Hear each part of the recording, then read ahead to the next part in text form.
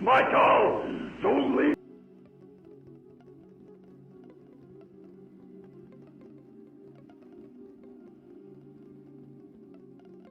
Please pardon the interruption. That was a Discord message that I didn't think would have audio. All right, well, we're here. I'm here. Hello, everyone. Welcome to the Monday Night Kerbal stream. Let me make sure everything is set up and we won't be having any more rude interruptions. The Kerbals are ready. I am ready. I hope that you are ready. Here I am. Hello. Hi, it's me. It's Starshard. I've got my pink kitty headphones on. Oh, the camera looks a little crooked. Hang on. Let me try to fix that a bit. Huh? No, that made it worse. Hold on. Oh no, I'm making it even worse. Okay, there we go. Hello, Emmykins. Hello, everyone who might be here. Hello, everyone in the VODs and on YouTube and wherever. If this somehow got re-uploaded someplace other than that, I guess let me know and I'll look into that. Honestly, I don't really care if you guys take this and re-upload it somewhere. Like, I want people to see me and enjoy my stream, so I don't really care if I'm making money off of it. All right, let's head over to the Kerbals. Enough of me. Kerbals. All right, so when last we left our Kerbals, we had failed yet another jewel resupply mission. So today, we are going to be designing a brand new tanker with the sole purpose of getting to Jewel and offloading all of our fuel, and hopefully it'll have enough that we can get out there and then like leave it out there for a while. But before I do that, let me get my notepad here. Get rid of this. Get rid of these notes. Old notes. We need some new notes. So we need the transfer window for Jewel. So let's see. The day is year 23, day 117. So we want to go from Kerbin to Jewel. Year 23, day 117. Allot it. All right. So next upcoming window is year 24, day 230. And the ejection delta V is going to be 2,000 meters per second. And that is going to be 1975 prograde and negative 554 normal. Okay. So we're going to need a lot of delta V. And in order to do that, we're going to be bringing in some nuclear engines. And also, if you are, okay, nobody's chatting right now. I don't have my chat open right now, so I have to switch back and forth. So we're gonna start with the interplanetary fuel thingy. Interplanetary fuel delivery. That's going to be our base. All right, this is going to be the nuclear. Oh, my cord is falling down. Let me fix that. All right. Nuclear fuel delivery drone. So we want to get this tank delivered to Joule. In order to do that, actually, is this the tank size we want? I think we could go bigger, honestly. I mean, go big or go home, right? All right, let's take a look at some of our adapter options. Mostly, I just wanted the top. Let's just chuck it. Get out of here. All right, so this is our starting position. We've got the remote guidance unit. We've got some RTGs in there. We are gonna want fuel tanks. And for this, we're gonna want the biggest honkin' fuel tanks we can get.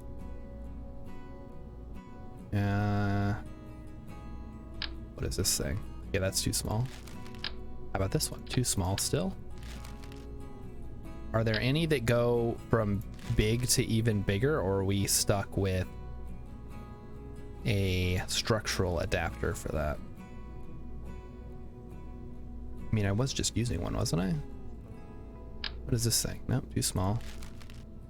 That's too, okay, this one, nope, that's also too small. That was the one I just used. What am I doing? Okay, none of those. This one, here we go. Ah, here we go. This is what we wanted. Oh God. That might be a little bit too big, to be honest. Let's just hold on here. Okay, let's stick with this design. The only reason I wanted to maybe do that was to add extra things to this, but I think honestly that's not necessary. So let's try triple nodes. Basically, I just don't want this burn to take 20 minutes because that's kind of inefficient, right?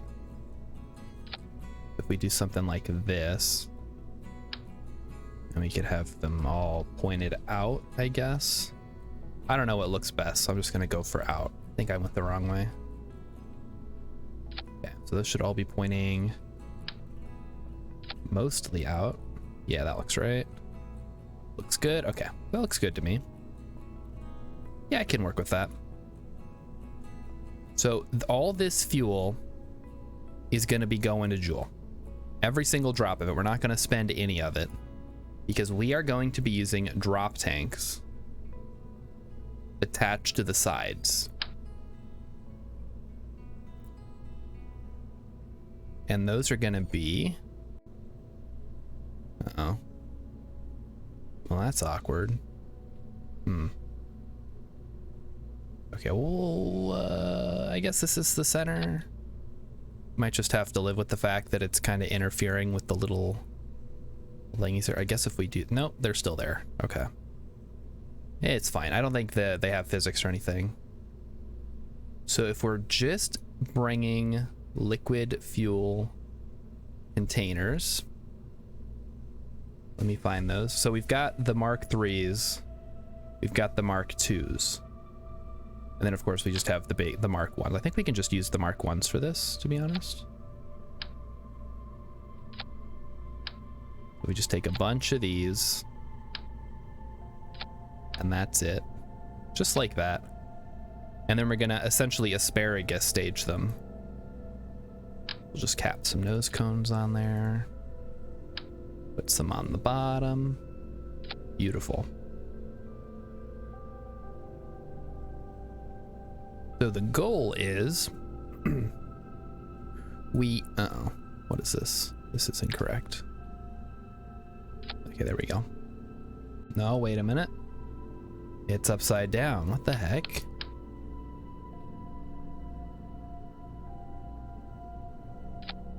That's not right. Okay. I just want them to look the same. That's all. You wonder what I'm doing there? Only 20 minutes. Any burn under an hour is the hallmark of an inefficient engine. You know, you may have a point, but it's, you know, for streaming you know, I don't want to bore people. Although I guess if you're already watching a Kerbal Space Program stream, you're probably interested in what's happening regardless of how boring it is. But I get impatient, so I'll take responsibility for that one. Okay, so 1, 2, 3, and then the center. And then 1, 2, 3, and then the center. 2 games at the same time, huh? I mean, I would love to play 2 games at the same time if I could trust KSP to run in the background. But KSP, I don't know if you guys know this, but KSP is pretty resource intensive. I don't know if it can handle that. All right, so let's see how much Delta V this thing has. It has 3,600. I think we need to fix that. Yeah, you don't want to detach. Yeah, that's probably not going to work, huh? Let's get those moved. That should actually happen first. So that happens there. No, go down. All right. We're going to need 4 of these. And I like to go to the top and kind of eyeball it. So we're going to open all these. So this one is going to be last. So everything but this one. That one. Wait, no. No. This one. So these will go down. And wait a minute. Oh my, are you serious? Screwed it up, guys. Come on. Okay, that one. And then that one, not that one. No. I want to select everybody but those. They should just have a button that automatically asparagus stages for you. That'd be so nice. Okay, then this one. Turn off. That one. No, wait a minute.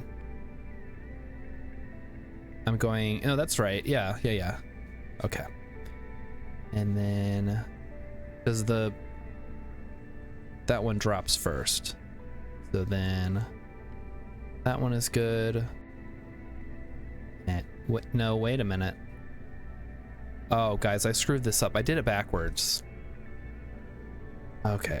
Let's do it this way. So these 2 don't matter. So which ones go first? That one goes first, and that one goes first.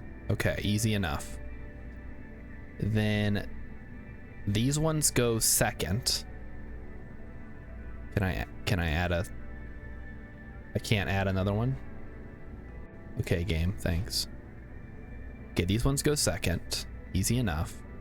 Luckily, we only have to do this one time. So that one, then these 2.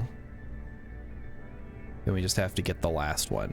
So that one and this one go up here. So what'll happen is we will drop. That's still only 6,000. No, wait a minute. Hang on now. Why is it not calculating the Delta V properly? So we drop that, and then we burn this. Then we drop that, we drop that, we drop that, we drop that. They should have way more than 648. Did I screw something up?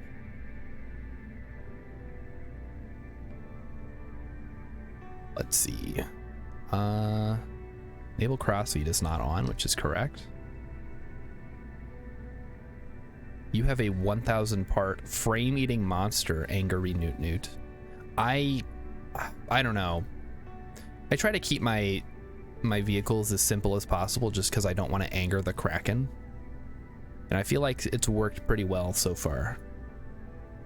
But dang, 1,000 parts. That's more than I can even build with yet because I haven't upgraded the VAB. All right, I'm gonna save this and then come back and see if that recalculates it. And also, I need to get my chat window open so I'm not alt-tabbing constantly.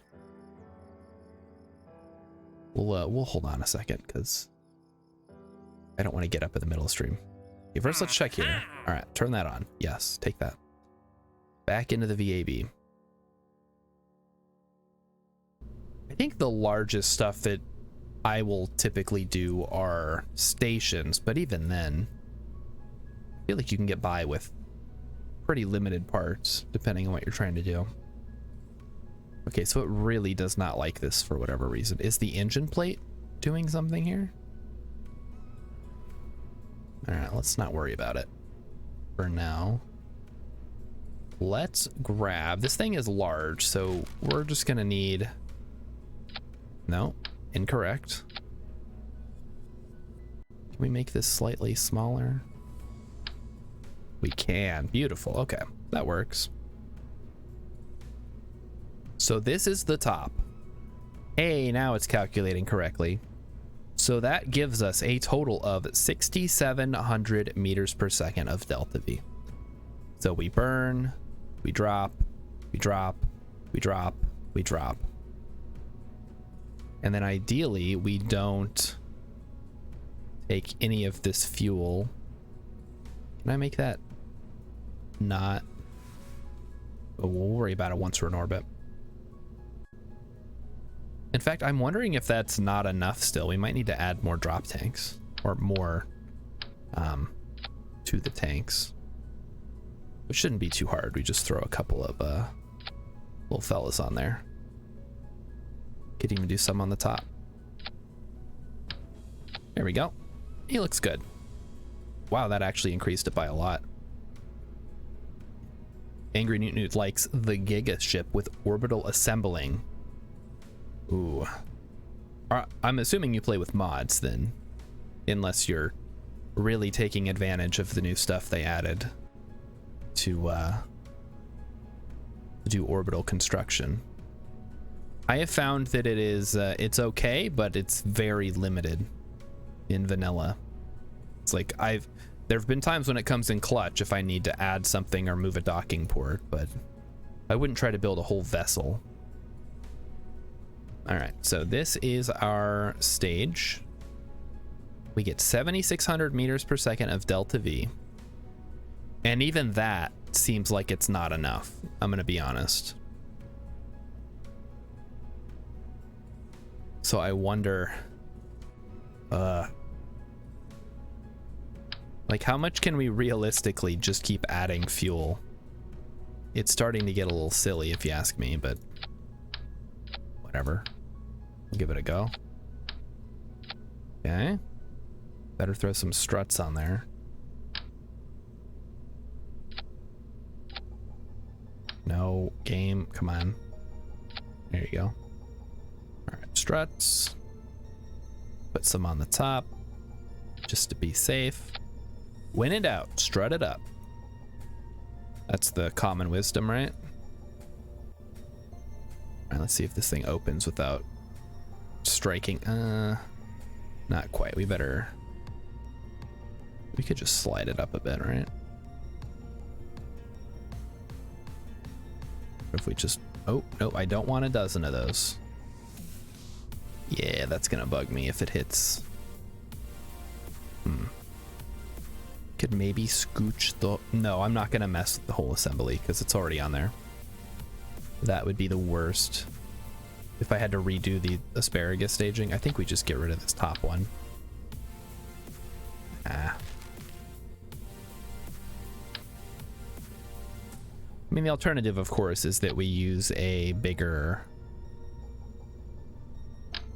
tank, but then we'd have to really redo the whole thing because it is currently designed for these little thin ones. So that is 8,000, and I think we can ignore a decent chunk of that because we don't want to be burning our liquid fuel on the inside. And what's the thrust to weight ratio here? 0.06. Yikes. Okay. It's gonna be a long burn, isn't it? We may need to rethink this. Like 0.06, we're getting into like ion territory. So Angry Newt Newt, you use a lot of mods. How long does it take you to load the game?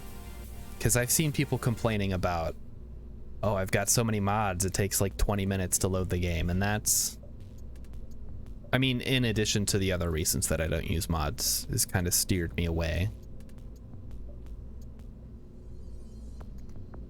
All right, so what are we thinking? Is all this Delta V worth the hassle is the real question. Like, we don't need it to be efficient. Like, this thing's already ridiculously expensive and full of fuel. So maybe we just go crazy and go stick with the Wolfhound and then just add regular drop tanks to the side. Okay, we'll save this and then we'll try a different idea. Okay, long range. So if we ditch all of these and we replace them, I really don't want to do the asparagus stuff again. Hey, Rainbow Yeti's here. All right, guys, I'm gonna fix this chat situation. Hang on. Get this screen set up.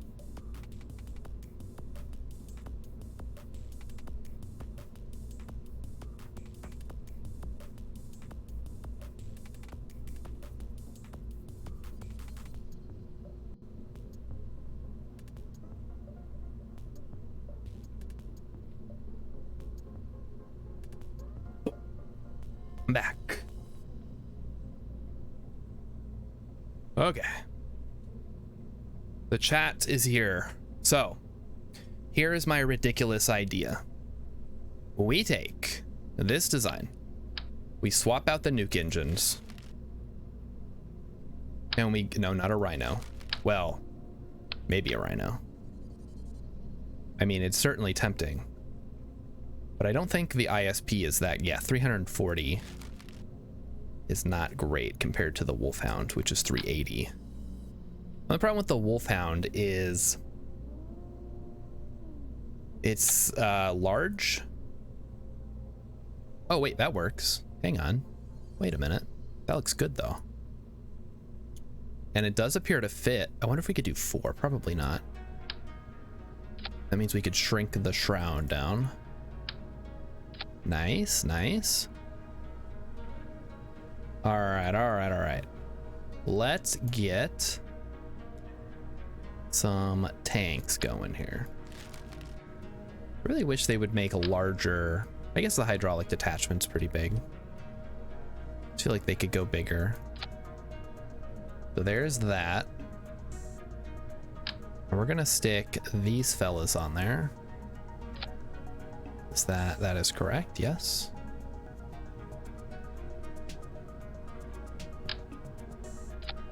And we'll just stick a couple of these. I mean, I wish they looked a little bit better. They're not a great, like they have the funky little hose thing. I would make them white. That's probably fine. I mean, I wish they didn't have the stripes, but I'm not going to complain too much. You forgot that Space Engine could go below what that. What kind of mods are you using? Jeez. That almost sounds like it's broken.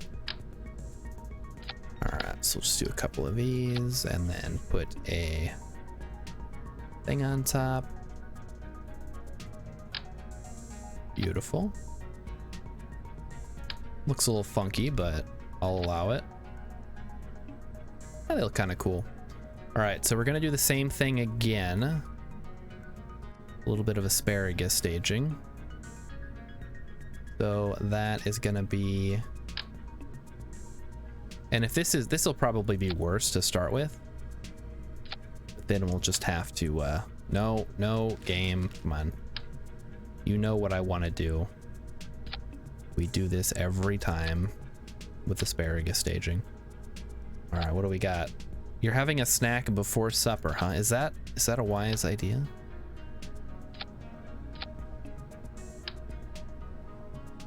You'll ruin your appetite. Then you won't eat your veggies. We were actually talking about snacks earlier, and somebody mentioned that their brother put, was it peanut butter on like cheesy toast? It was really weird. Like people were putting peanut butter on all kinds of things that peanut butter probably should not go on. Wow, this is actually about as good as the nuclear engine. We could probably add some additional tanks in there as well, just to make it a little bit better. Actually, hang on. What if I do this? So we take that, and then we add this on there. I like how the black and white is actually just white. That's pretty cool. There we go. So how much does that add? Actually, wait, we got to do the asparagus first. Hold on. Also, you have to keep in mind that that's going to play into... The middle tank is going to play into all this. Alright, so first thing that fires is this one. Then... that one goes, yes. That one goes... the one. I think I added an extra one. Alright, then that one goes... that goes. There we go.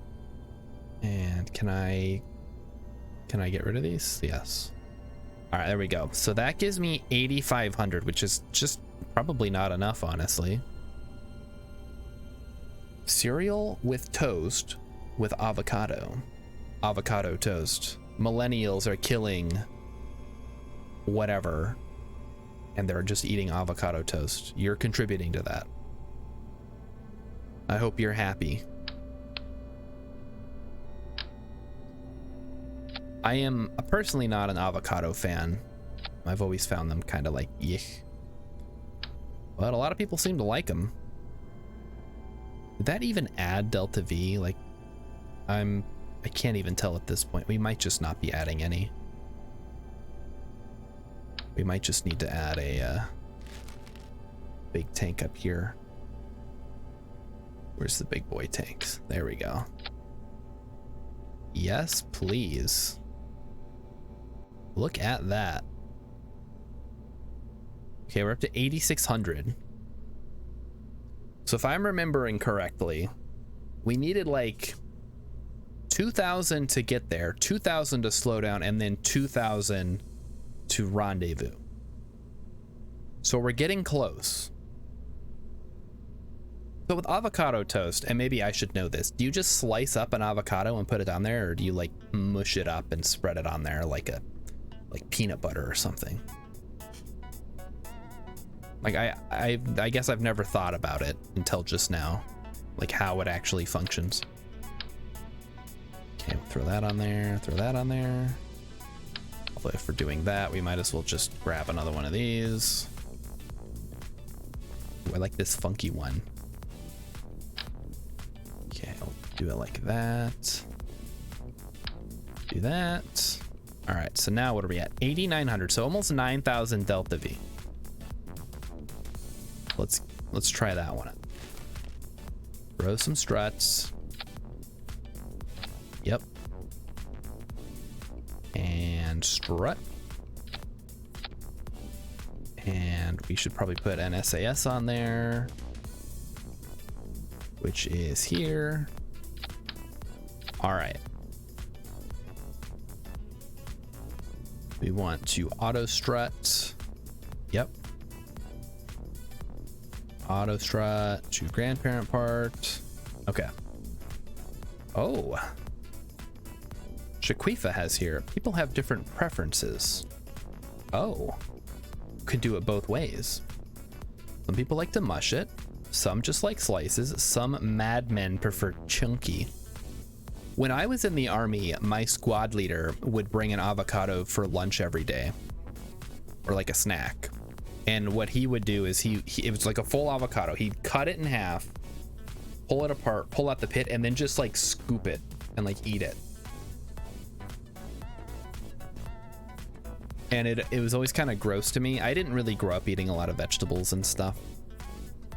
I don't know if it's just because you know, my family was too poor to afford buying vegetables, or my mom wasn't a great cook or whatever. I don't know. I don't want to point fingers. But the idea of eating like a raw vegetable just like grosses me out. Or a raw fruit. Like if it has to be in a can or like cooked or something. All right. Where are the big boy tanks? I guess these ones, right? The S4 256. We already bought the bigger one. We don't need that. All right. So if this thing can't do what we need it to do, I don't think it's possible. This thing is disgusting. I hate it. Okay. So the drop tank thing needs to be here. So that disengages and the engines fire. Yes, that is correct. Shaquifa finds avocado unpleasant. Yeah, like I don't like the texture. I don't really like the taste. I'll eat guacamole, but it's not my favorite. I know some people are crazy for guac. But like, if I go to Chipotle, like it's extra for guac, I'll just be like, no, I don't want guac. It's not that great. Ooh, wait a minute. What is this fella here? I was told that the Kodiak is the best for like heavy lifters. I don't know how true that is. We might just end up using mainsails or something. Mainsails, how many? Okay, so one mainsail and then a couple of smaller ones. Not a skiff, that's not good enough. Something a little more chunky. Too chunky. Something less chunky. Yeah, I guess something like that would work.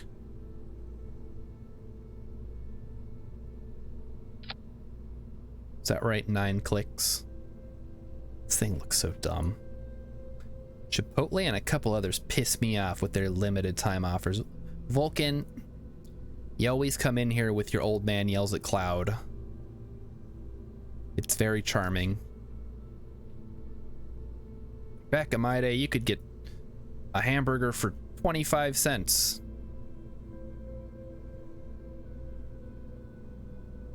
More boost? Yeah, I think we might need more boosters. So let's take a look at the thrust to weight here. Where? Okay, you guys need to be down here, first of all. All right, that's 0.42, so we're not even close to being able to take off yet. But what the heck is this designed for, even? It's not the Kodiaks, is it? That's not going to be enough. What is the most powerful? Okay, not that one. Like, we just need vectors. These things are super expensive, though. And they're not all that powerful. Yeah, this is definitely going to need some boosters to go with it. But oh, I guess we need to test it at sea level, huh? That's even worse. Oh, God. Yeah, this is bad. Okay, so the mainsail is not enough. What's the biggest booster that there is? I think it might just be the mainsail.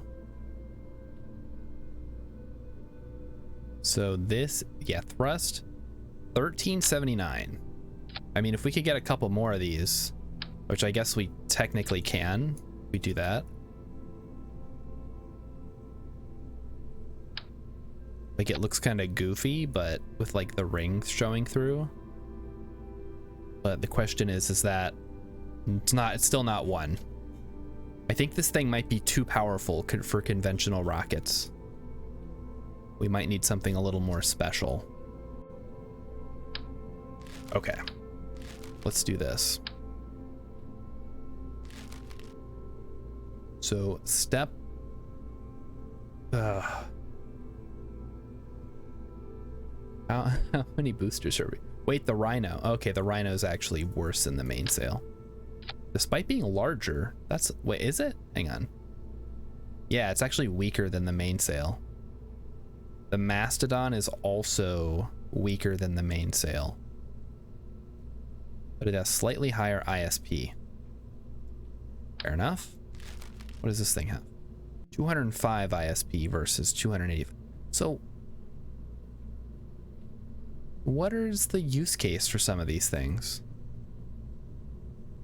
It's like this has more thrust than Mastodon has more thrust than the Rhino.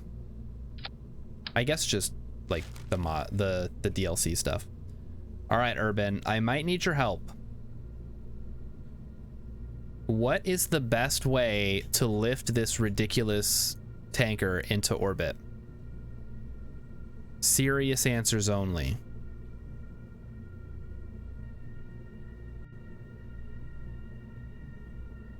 This thing needs to fly. Vectors. All right, vectors it is. Rhino is the second stage engine. Okay. Sure. I guess it has better thrust in a vacuum. Gotcha. 10 to 15. Oh God. Okay, let's do this. So this is gonna cost me a lot, but I've already spent a lot of money getting to Joule, so I think we're just gonna have to bite the bullet here. Here's the biggest engine plate they got. How many vectors can we? Okay, so oh wait, hang on. Quad, 6x1, 8x1. Let's go. Didn't you say that the Kodiak was good?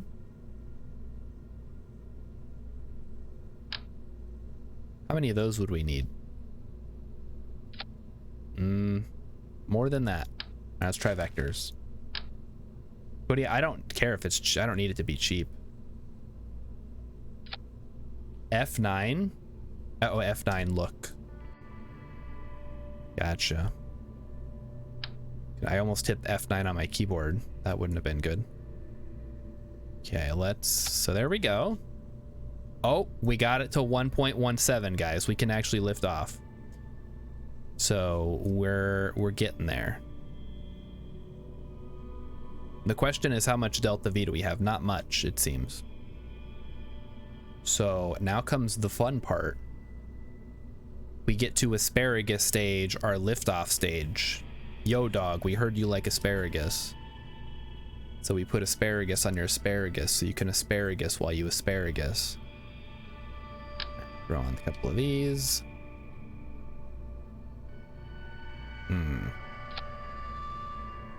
I guess something like that could work. Have fun with the gimbals. I mean, we'll see. I just want to get this thing to space today. Wait, does this thing have a built-in detachment or no? Built-in separation boosters. Perfect. Okay. Let's just throw a bunch of these on here. This is starting to look like a real thing. Okay, yep. Included in Delta V calcs, yes. No, oh, not the little one. All right, and then throw a couple more vectors on there. This thing is gonna, oh geez. Okay, no vectors, no more vectors. We're good on vectors. This thing is gonna be so expensive. Are there any 3.5 meter engines? I don't think so, actually. The closest I could find was the, oh, where is it? The Rhino, and that thing is just not that powerful. So what did we decide? So it had less thrust than the mainsail, but it's got, I guess it's got more thrust once you get up higher. So yeah, I'm not too worried about it. Let's just throw a couple of skippers. No, not skippers. It's the one below that. Cheetahs? Cheetahs are good, right? No, they're not. Bobcats are the better ones. How many bobcats does a bobcat need to bobcat? Is it so hard? Okay, there we go. There's the SLS looking one. Oh, the mammoth? That's true. I guess there's the mammoth one like that. But what's the, okay, hang on. What is the thrust on that? Oh, that does have a lot of thrust. Hang on.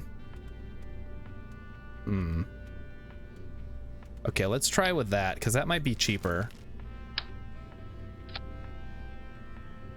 Okay, so hold on. It screwed up on the staging again. And then where are the separators for these? Oh, are these supposed to be on a decoupler? Do these have a built-in decoupler or no? Do I need to put the decoupler on there? You can filter by, oh, that's true, you can. Hang on. And then, okay, we don't need the turbofan. So yeah, it's the Rhino and the Mammoth are the two biggest ones. So then you have the Mastodon, and the Skiff, mainsail, yada yada. Vectors are too expensive for single use, is what I assume Urban was trying to say. Wait, this thing isn't, oh no. It's still too small, look at that. Yeah, so the closest we're gonna get are these two engines, and even they're too small. Let's actually put an adapter on. That's not the right size. Come on, game. All right, I think we actually have to use the engine. Screw it, we're using the vectors. Give me my vectors back. All right, there we go. Cost, yeah, I mean, cost is no object for this. Like, we're trying to get a lot of fuel to Joule. It's gonna cost money, but once we're done, we're gonna have a mining ship around Joule, so we'll be able to get unlimited fuel. So we're paying once, but we're gonna fix a problem that has been ongoing for a while now. So this shouldn't actually have a, yeah, there we go. So these all fire at once. Wait a minute, what is this? No, you guys do not fire until this happens. You guys all fire at once also. Here we go. And then, see, I think these need a decoupler. Let's throw some decouplers on there. Decouplers are here. There they are. I think that's correct. I wish it wasn't clipping into that giant hose area, but what are you gonna do? There's that. And then we just slide that down to the bottom. Like so. Beautiful. Okay, actually, okay, now it's too low. Hold on. Go up. No. No, game. Come on. That should work. All right.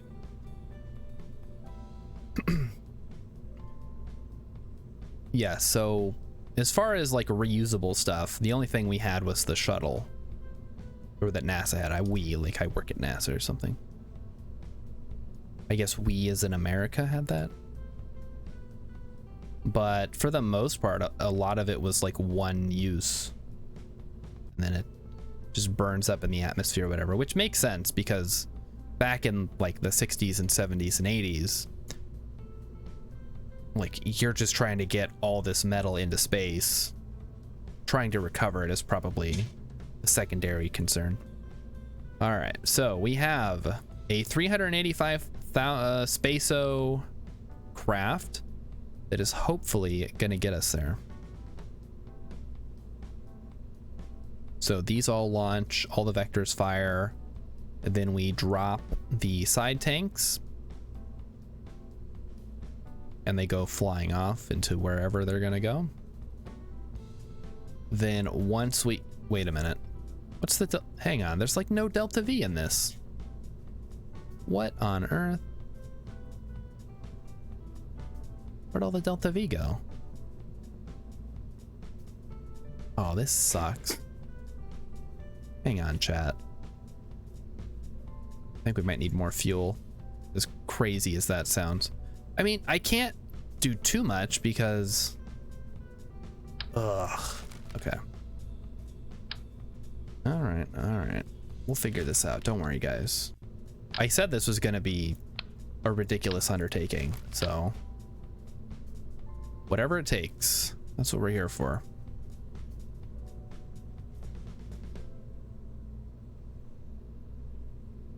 Okay, let's try that. We are gonna throw some orange tanks, because I like, or not orange tanks, but you know what I mean. The 2.5 meter tanks, where are they? By size. Okay, see, this is clearly smaller than these ones, but it's somehow at the bottom. I don't know what's going on there. Okay, and then the mid-sized one, go there. Top. Oh, this is just disgusting. Why did I agree to this?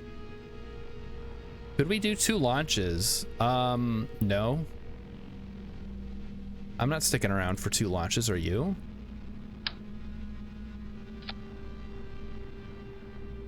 This thing is going to space today. And then it's gonna sit in orbit for 3 years while we wait for a transfer window to open up.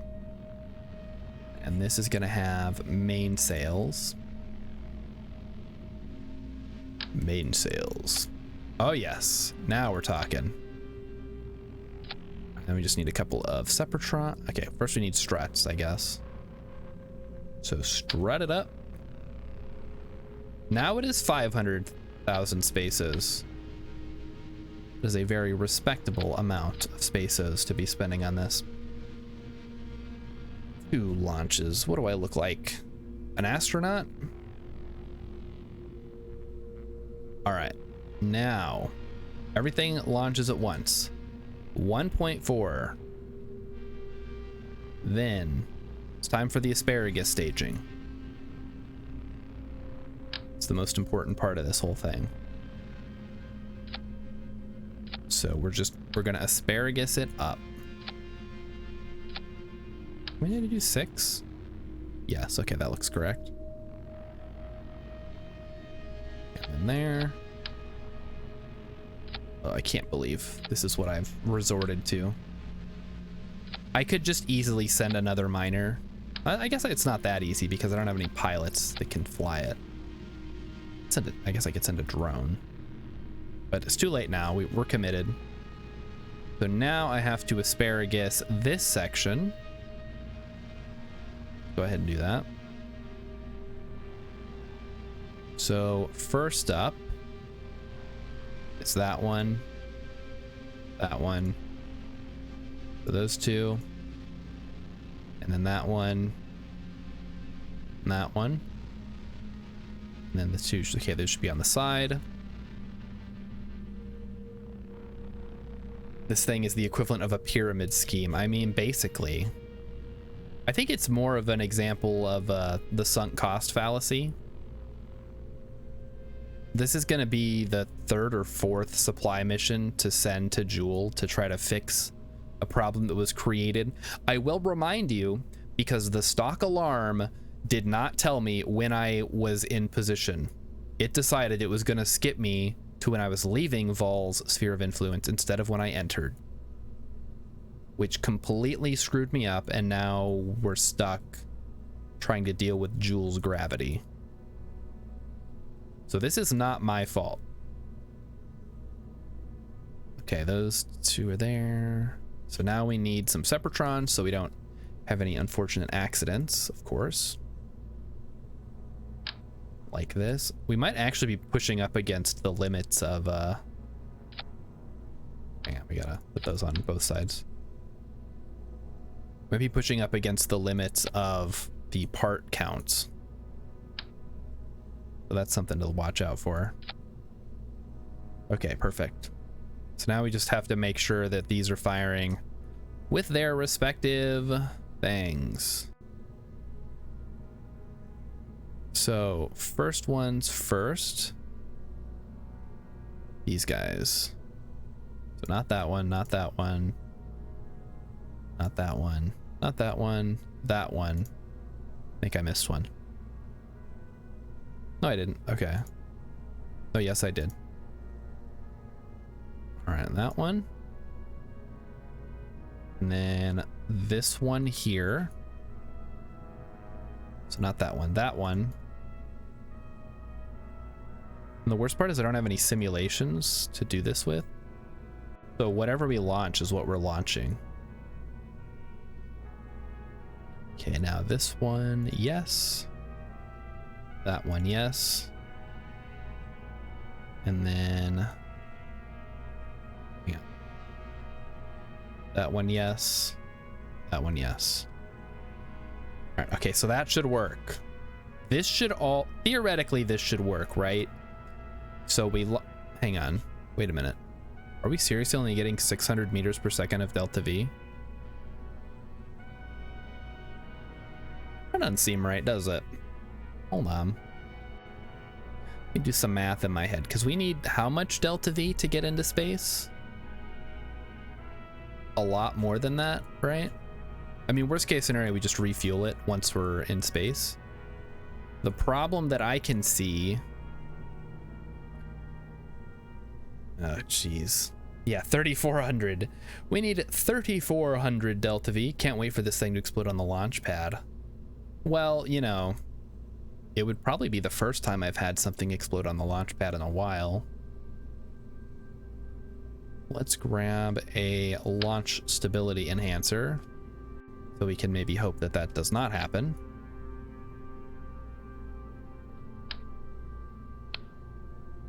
So the most important thing is that it has a thrust to weight ratio of at least 1 all the way up. So 300, 600-ish. So that's around 700. And that takes us up to 1,100. And then this takes us up to 2,500. And then this upper section can hopefully take over at around 30, 40 kilometers maybe. And then it starts getting a little more efficient. Ugh. I'm getting angry now. All right, let's try adding some more fuel. As long as the thrust to weight is above 1, we're safe, as far as I'm concerned. So how about we add... Oh, wrong size. What's the next biggest one? This one? Oh, there's... Oh, that's from Mark 3 to 3.75. What about using SRBs instead of fueled ones? Let's not think about that just yet. Is this the one that I want? I think this is the one that I want. Yes, that's correct. Okay. So that still gives us... I mean, the thrust to weight is above 1, right? So as long as it stays above 1, we're safe. Let's add some more. This is this one. Okay. 1.26. All right. Now we're talking. Can we go a little bit bigger? Just a smidge. Like that.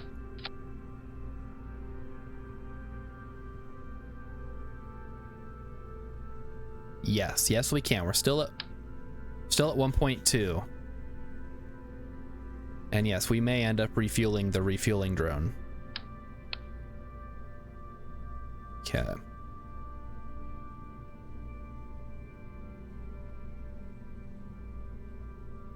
Well, keep in mind, I haven't unlocked the entire VAB, so we can't actually go above 255 parts. So I can't make it too big. Not that I could think of a situation in which I would need more than 255 parts on a vessel that was designed for one thing. I'm imagining this is what's going to happen when I try to launch something to Eve that has to leave from Eve. Okay, so there's that, plus the vectors. Then it drops the sides, and those fire. Let's make sure that those are both. Yep, okay, that all fires. Then we switch to this one. All fires. Okay. Switch to that one. Fires. Decouples. Okay. Then we continue burning until we get to where we're going, and then we drop this section, switch to the 3 wolfhounds. Then we drop to make sure we're dropping from the right size. So we drop, drop, drop. All right. You guys ready to try this thing? You guys want to see how it flies or doesn't fly? I mean, at the end of the day, it's a drone ship worth 500,000 spaceos.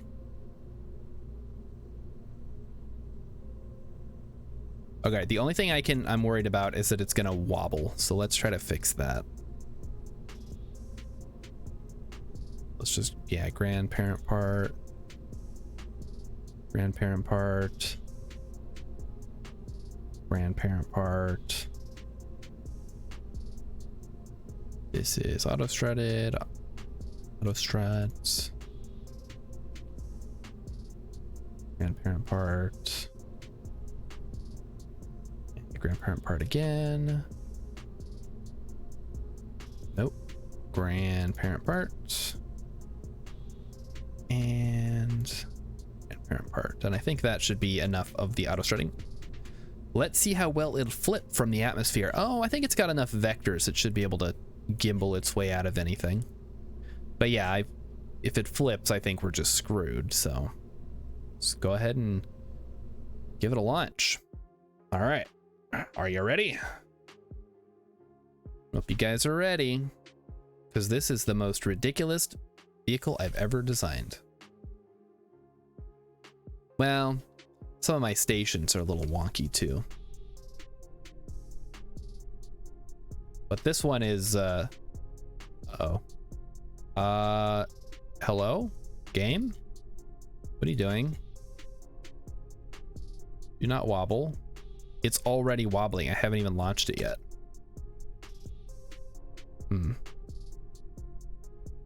Yeah, this could be bad. All right. Might need more clamps. Nah, we're good. We're good. All right, let's just go. Let's make sure we put everything. T-minus 30. Yeah, T-minus now. Here we go. Oh, Jesus.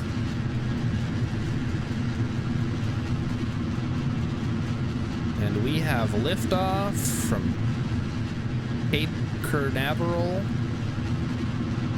There has been an anomaly. Uh-oh.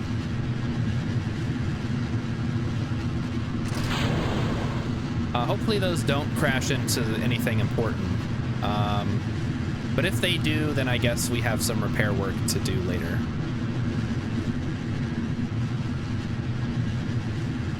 With the new GPS fuel satellites. And okay, it looks like the launch pad didn't take too much damage from that. That's good. There goes that one. All right, we're doing a little bit. It's a little bit yucky. I'll give it that. But I feel like we're doing it. We're definitely, something is happening at least. Oh, jeez. It's going up, right? Like, that's the most important thing, I think. Maybe. I hope. Separations are nice. Yeah, that's one of the things I've had trouble with in the past, is where the separation does not. Oh, okay, we do not have a positive thrust to weight ratio. That's not great. All right, now we have 1, so we're now hovering. Yeah, this was a good idea. This was a smart design. Use nuke engines, King Akira said. I said no. I don't want to use nuclear engines. They look ugly and they use smelly liquid fuel instead of oxidizer. And we'll see who the fool is now.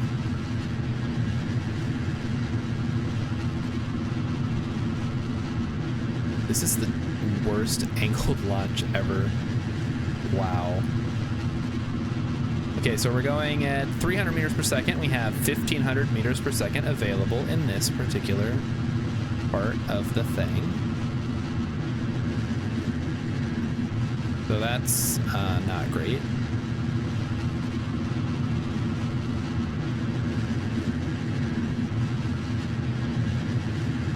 I guess we've got 20-ish seconds before we get to apoapsis, which is pretty good.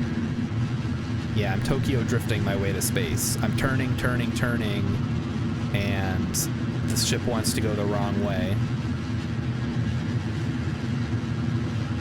How do people launch those ginormous things that I see on the subreddit? They probably use clipping or something. They're probably cheating.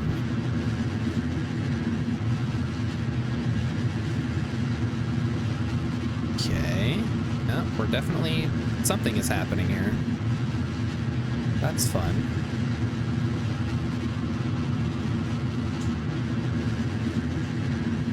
Okay, just trying to keep it level-ish. Because for some reason it wants to turn in one direction. I think it's just trying to correct. Oh wait, hey, it's working. Chad, I think it might be working. They use more. Yeah, that does seem to be the standard way that people do it, right? You just slap more boosters. Okay, all this wobbling is very disconcerting. It's probably fine though, right? Maybe not. And switch. There go the wolfhounds. And the thrust to weight ratio is 0.31, which I will note is less than 1. So, yeah, about that. This may not work the way that I want it to.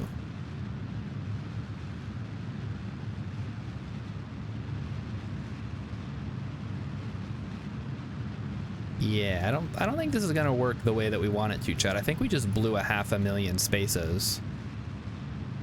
Well, some of it might be recoverable actually, because some of the stuff, that's some shit apoapsis. Yeah, you know, you're not wrong. I'm nearly suborbital. Thrust to weight ratio should be okay. Okay, if you say so. I may need to point a little more vertically though. Radial out a little. Yeah, that's what I'm doing. Yeah, I'm going with a nope on this one, but we can give it a shot. Like, I still need another 700 Delta V, and the wolfhounds aren't that strong in atmosphere.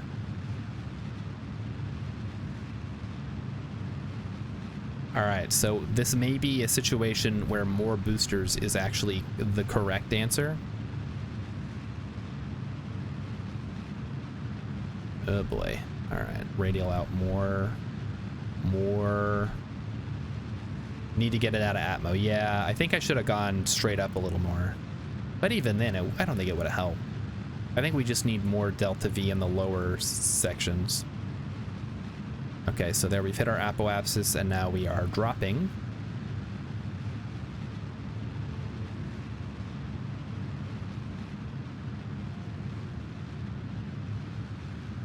And at the point where we're using drop tanks just to get into orbit, that's where we have an issue. So we can't be doing that. Can I ditch some tanks? It won't matter. The closest it'll get me to is 0.65. And if I'm ditching tanks, then I've accomplished nothing anyway.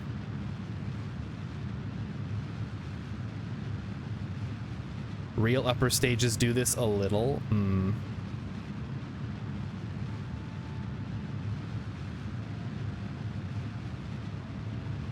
Yeah, except this one is doing it a lot. I mean, we may get orbital speeds, like, I guess it's possible. So we're gonna end up ditching one tank. And I should probably put those ones to the side so that we're not crashed. Okay, never mind, I can't spin because I have no control. Are these not gimbal? They gimbal. Okay, so this one's gonna come off in a second here. There they go. All right, beautiful. Oh, I have no control. Ah, I see. Yeah, that could be causing some okay, there we go. That's why I couldn't do anything. All right, another 400 meters per second of Delta V, and we'll be on our way to space again. Wait, our apoapsis is going up, guys. Wait a minute. Hold on.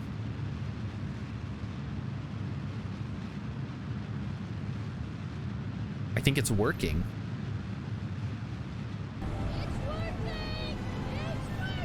Oh, yes. I think Anakin might be right for once. It might actually be working.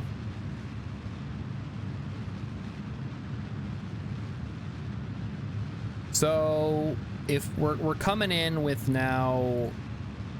I mean, this is kind of still a failure because ultimately we're coming in sans one of our tanks. Although, I mean...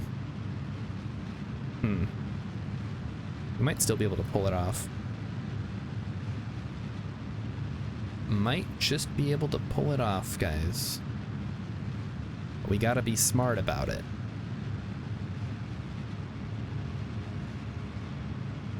Alright, there we go. So the calculation has changed. This is excellent. Get our apoapsis out to like 80. Perfect. All right, so where does that leave us? We have 4 of the 6 drop tanks. We have, so that's an extra 1,300 plus 6,500 delta V meters per second, whatever, available in this vessel as a whole. Yeah, it's still 7,500 to get to Jewel, rendezvous with the miner. And remember, this is an important thing.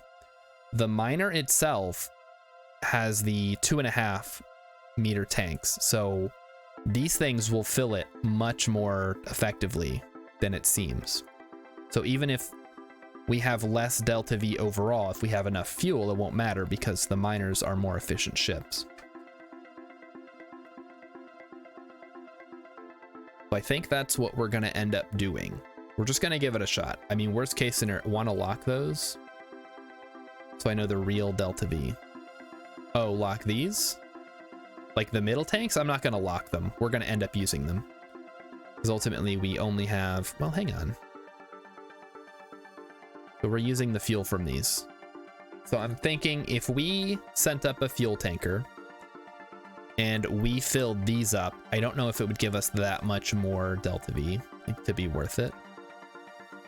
The only thing I can think of, and this, now that I'm thinking of it, it sounds smart. We could send up something to dock with this that also has fuel in it. So basically, we're putting an extra thing of fuel on the front. Like a little chubby tank.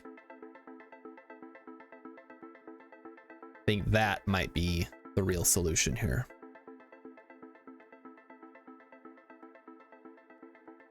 All right, so let's check the damage. We got some splashdown stuff. We'll be able to recover some of it. And let's take a look here. Gotta hydrate after that one. Fuel and nuclear engine. Oh, it's not a bad idea. Second launch. Yeah, second launch, but you know, whatever.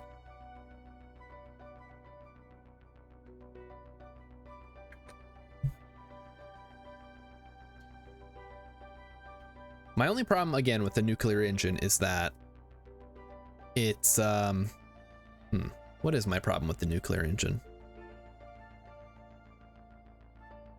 I guess that it's very wimpy. Like, I've used them before, and they're just kind of slow, and, like, I need a lot of them to push this around. I feel like conventional rockets are probably better for this. Low thrust to weight, and like they're heavy on their own. They're expensive. They only use liquid fuel, so I basically have to design the whole vessel around that. And as we've seen, we've had some issues with trying to refuel those things. So this is what we've got now.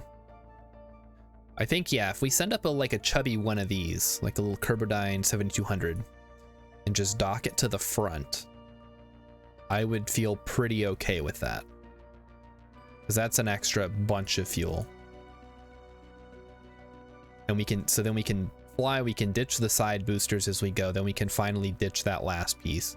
And when we do get to Joule, we should have enough fuel to fill up the miner. And then the miner can go on and continue its mission. That only took an hour. Jeez. And we're still not out of the atmosphere yet. Ay, ay, ay. We're gonna get this, guys. Don't worry.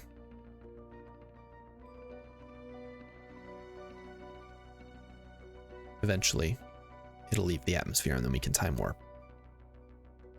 So before I get... So I'm gonna get this thing into orbit. I'm gonna send up the extra vessel.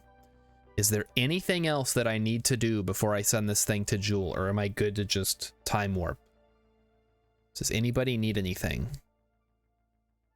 If you need to go to the bathroom, say it now, because I'm not going to stop on the way to Joule. We still have a bunch of stuff that it wants us to do. Ugh. Gotta get a Val ice chunk, yada, yada, yada. We're going to be fine, though. Okay, so we have entered space. Let's go ahead and time warp up to Apoapsis. We can flatten this out. Or circularize it or whatever. Oh, and of course this thing's going to take forever to spin, isn't it? That's another thing I have to remember. We need to stop the warping way before the maneuver if we're going to actually get this thing pointed in the right direction on time. That was one of the other issues we had with the last Joule mission. We didn't start the burn early enough, and we didn't start pointing in the right direction early enough. Okay, so here we go. We're gonna start burning. We are burning Prograde. We're gonna get that periapsis up. Yep. You think that's slow? Try a 5-minute turn. No thanks. And there we go. All right, I'm gonna call that good. Let's head back down to the KSC and prep our next launch, which is gonna be the chubby little tank with the docking port on it.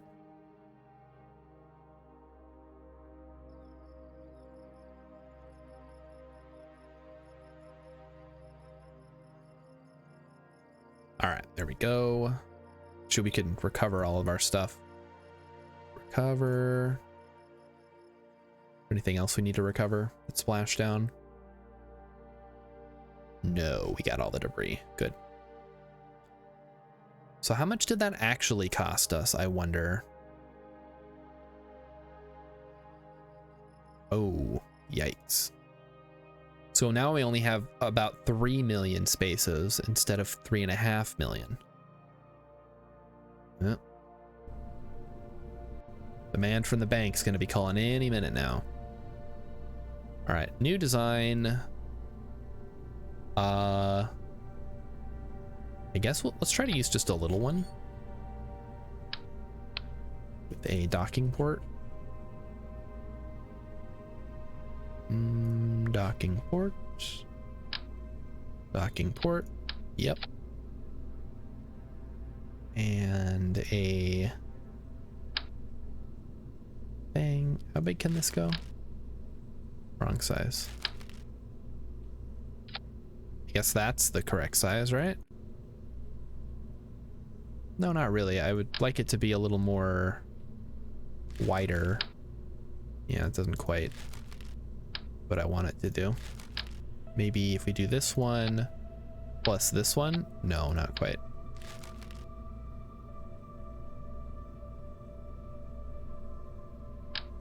That's the closest one, I think. And then we just do a chubby little tank. Not too chubby.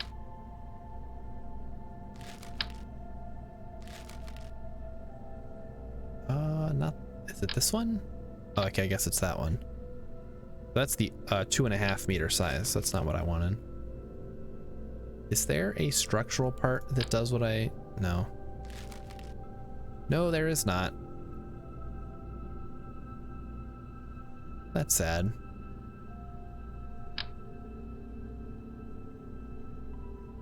Oh, that's the same part that I have already. I guess this is the only real option for that, and that's just too big. Let's be realistic here.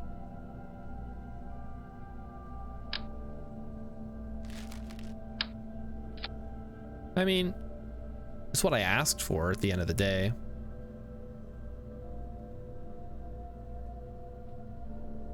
Yes, the fuel costs have gone up, but like I said, once I have that miner where it needs to be, it will stop being a problem.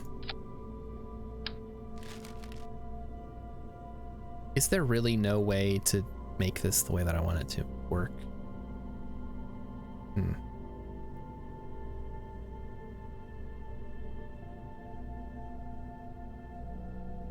Yeah, I'm leaning towards no. Like, there's nothing that converts to NCS. No, that's not it. This is Mark II to 1.25. Yeah, we need more adapters, guys. I never thought I'd say that, but they're really dropping the ball. Like, this works, I guess, but it's not quite what I need. And it looks kind of funny too. Space boob, huh? All right. I mean, kind of, yeah. It's long.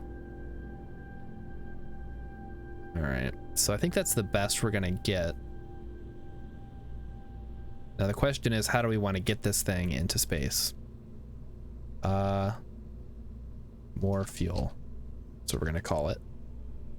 So we know what it's for. What about this one?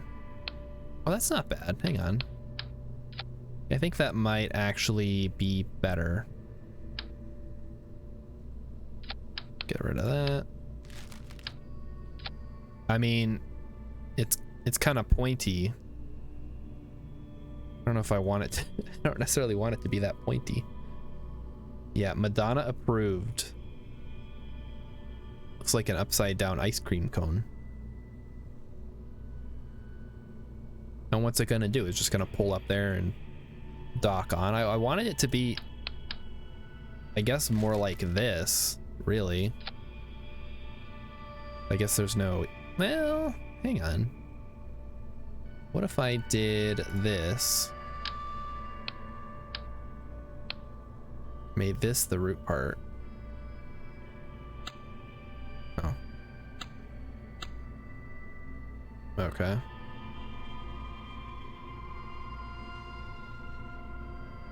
Oh boy. Okay, look, all I want to do is make this the new route. Why is that so difficult? Okay, you go there, you go there, you go there. Then we do a quick adapter. Like one of these fellas. That's not so hard. That's more what I wanted. Perfect. Then we just throw an engine on the bottom. Nice efficient one. It's not the engines. The Rhino. The Mastodon.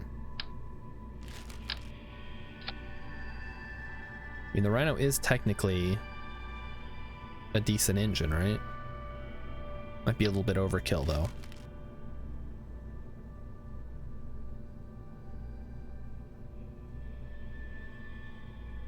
I guess we'll use another engine plate. Even though I don't like them. And what are we doing? Do we go for, what is the most efficient engine that would fit here? Probably not the Poodle, right? Yeah, it doesn't quite fit. Something like a, no. I guess the Skiff would be ideal, but that also doesn't really fit. We'd have to make this a single. like that. Yeah, that would work, I guess. And then if we throw some Urban Venture approved space balls, which you should always have.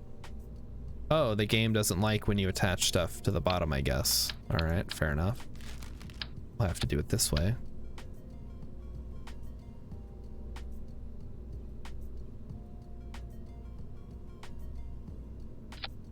Something like that. Because I would like to... okay. Oh, well, now it just looks worse. Come on, game. Is it so hard to make things look like they're touching?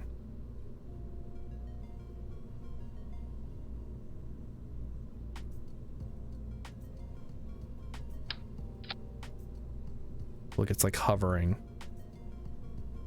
All right, there's only one way to fix this. The offset tool. With some smooth. Perfect. Not quite. There we go. See, was that so hard, game? All right, Spaceballs are in position. Let's check the overlay. So for this, we're going to want the big thruster. We're going to want that in the middle. And then we're going to want the place anywhere thrusters at the top. Or like, okay, that one's too small. I guess that one's actually the larger one. All right, fair enough.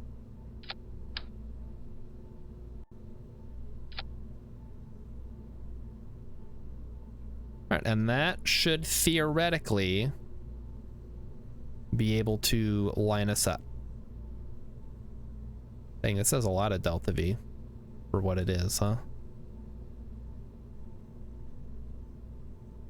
All right, now we just got to get this thing into space. Let's go.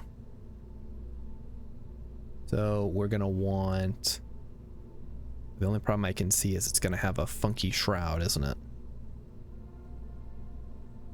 You know, maybe that's okay. Oh yeah, I know what we can do. We can put a payload thingy. That's coupling, right? That is the 3.75.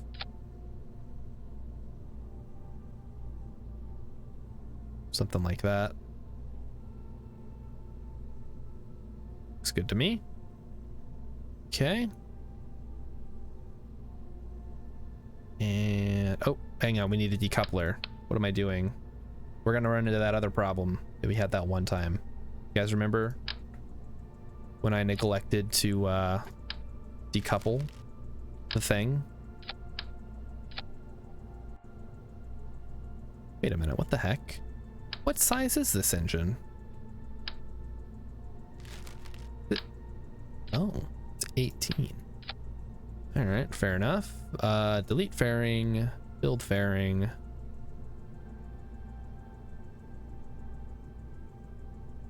There we go. Ooh, we can make it. Oh, doesn't really change much. All right. That's pretty cool. I think. Yeah, looks good. All right, now we got to launch this thing into space. This one should be a lot easier because it's very small. So we want a decent sized tank here. We'll go with this. Okay, that's not decent sized. It's too big. This one is what I was looking for. Okay. Throw on, that's too big. Throw on the mammoth. And that's almost enough to get us there to go. Let's throw another tank on there. And can I just say, I cannot wait for KSP2 and more customizable designs for the engines. Because right now, these hoses are such a pain in the butt to look at. I do not like them. All right, so this launches. It's got 2,600. Let's throw some more fuel in there. If it was up to me, none of these engines would have hoses unless you really wanted them to. I don't know what they're simulating. I know that some actual real life rockets have these, whatever these are called. And yeah, if instead of having the visible seams, if it would sort of procedurally connect them, that would be great. But other than that, the game's solid, so I'm not going to complain too much. All right, so this should theoretically just be able to get us to space. So I'm going to throw on a little bit of extra fuel in the middle, but I think we're good. That doesn't look too bad. All right, so 3,100, and that's at takeoff, and we can just throw a solid booster on there just to be safe. Let's grab the manifold. Nothing crazy, just like one of these enormous ones, like the Pollux.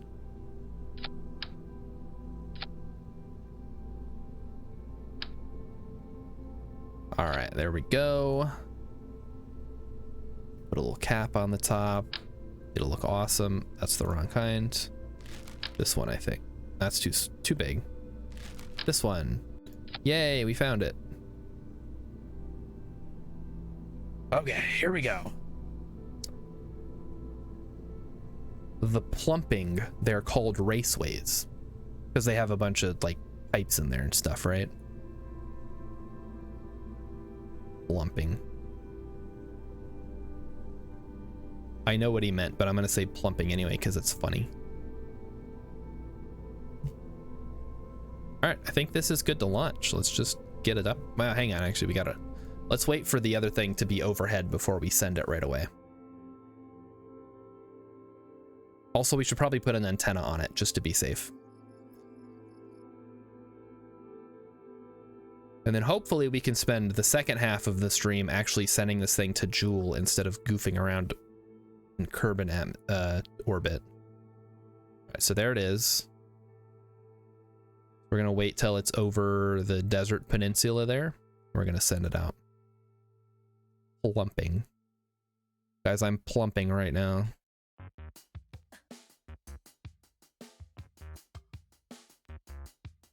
All right, prepare. Well, let's wait for it to be over the water a bit. There we go. All right, I'm gonna launch. Here we go. Another rendezvous, ready to rock. No, wrong one. Go here.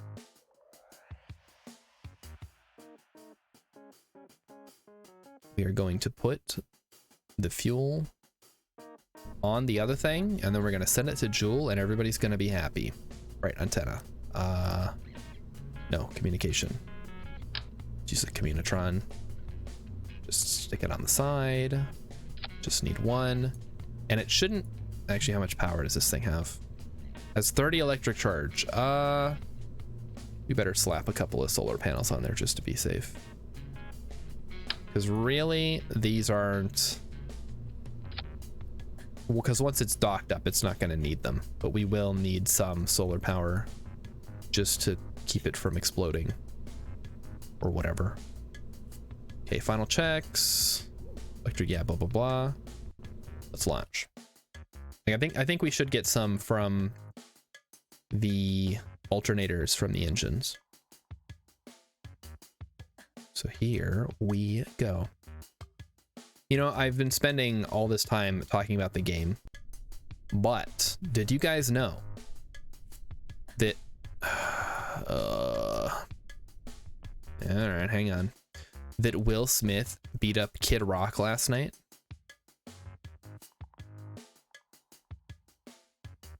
And I know that's not true. I know it was Chris Rock, but when I read it last night before I went to bed, I was like, Will Smith beat up Kid Rock? Finally, somebody did it.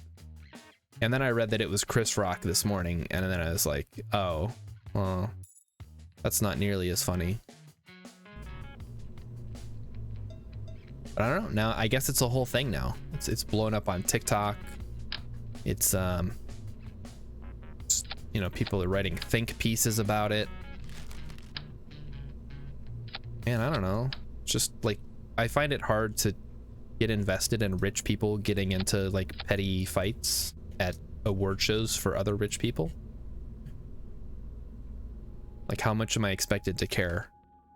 How much do you care? I'm sure Vulcan Rider doesn't care. Like, I haven't watched the Oscars since 1963. Back when they made real movies. Urbanite, you're a film guy, so maybe the Oscars is more of a thing that you care about. They don't even do like all the technical stuff at the actual award ceremony though. Now it's all done the day beforehand, right? Okay, please do not flip over. Do not flip over. Yeah, we're good. And wasn't there a whole thing a couple of years ago when Bohemian Rhapsody won for best editing? And you say, I am shouting at clouds? That's, well, yeah, but that's what I'm imagining you saying. And Urban says, it used to be important to me, but not sure anymore. I guess it's cool if you win one, but other than that, like, it's not really a show for normies, right? It's like, it's an industry thing. Like, I don't go to the, like, Best Couch Awards convention or whatever, because that's not for me. It's for the people who make couches. So why would I care? Like, just because I watch movies, just because I sit on a couch, doesn't mean I'm interested in who wins the industry awards.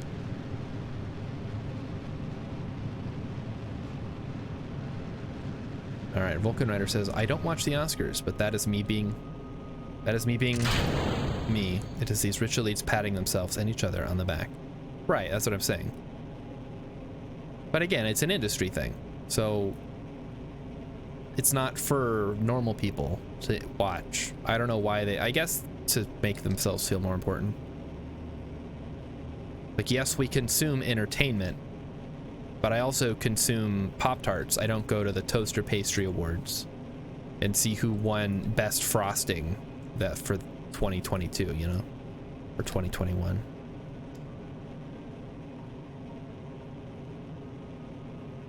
And this year's award for best frosting goes to Toaster Strudels. Got a Pillsbury rep coming up here. A foreign film did not win Best Picture, but it did win Best International Film. And it was the Japanese film Driving in My Car. The Toaster Awards are crazy, though. All right, well, I'm sure they're very fun if you're involved in the industry.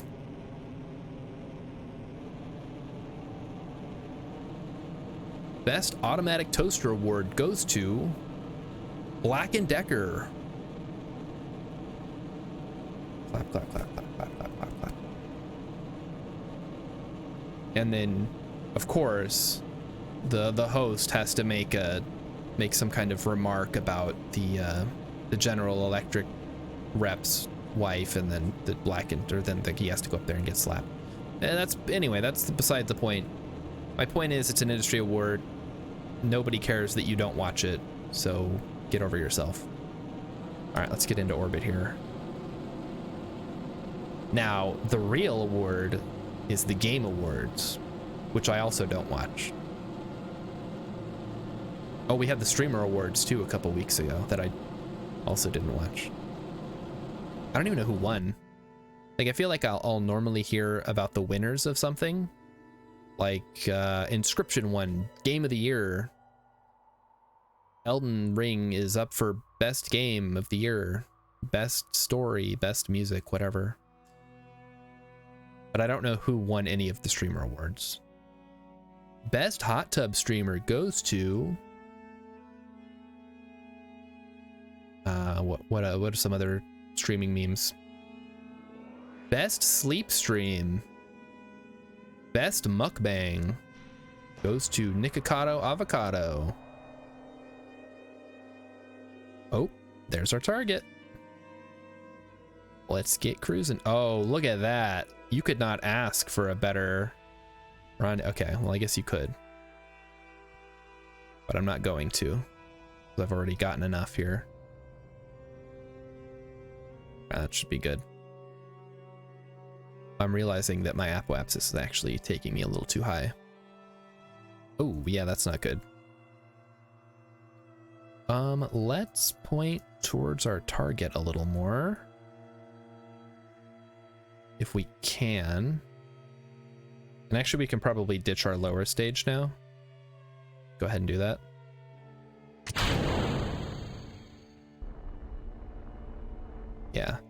Yeah, that's probably fine that it doesn't do any clipping. So we want to point retrograde. I'm also realizing we are no longer getting power, which is probably a bad thing. This may have been a situation in which launching during the day would have helped. But you know what? Doesn't matter.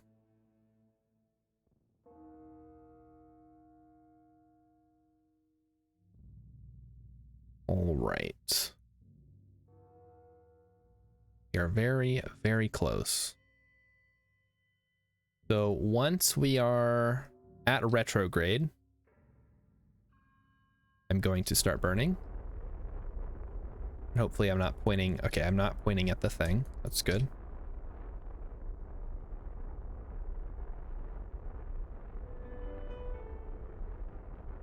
And yeah, we're getting electricity back. That's good. So once we get down to around 40 meters per second, what I'm going to do is I'm going to try to find where the thing is so I can corral it on top. I'm realizing now it's going to be kind of tricky. We have a lot of monoprop. Let's use some of it. Okay, let's not use any of it. I should have put a reaction wheel on here. This is terrible. All right.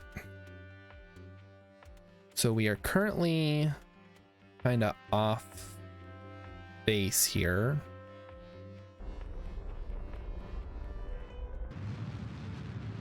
Let's just do this and then we can try to get everything sorted out.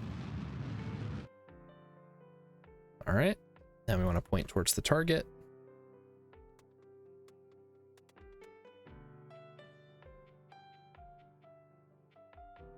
Okay, yeah. There we go. What do you guys want to talk about tonight? I don't always need to have the floor here. Did anybody do anything fun over the weekend? I can tell you about the movie that I watched. Urban, you might actually, and Vulcan, you might actually know this one. So we watched the classic comedy film, It's a Mad, Mad, Mad, Mad, Mad, Mad, Mad, Mad World. I don't know how many mads are in there, but we watched that one, which you may be familiar with. It was apparently pretty popular. I'll tell you my thoughts on it. Oh, you haven't seen it, Urban. I'm sure you've heard of it, though. So I'll give you my quick thoughts on it. It was okay. It was pretty funny. A lot of funny moments. I feel like a lot of the humor, though, was very referential for the time. Like, some of the jokes didn't make sense because I'm 60 years removed from when it was created. There were cameos of people who I understood it was a cameo, but I didn't know who they were.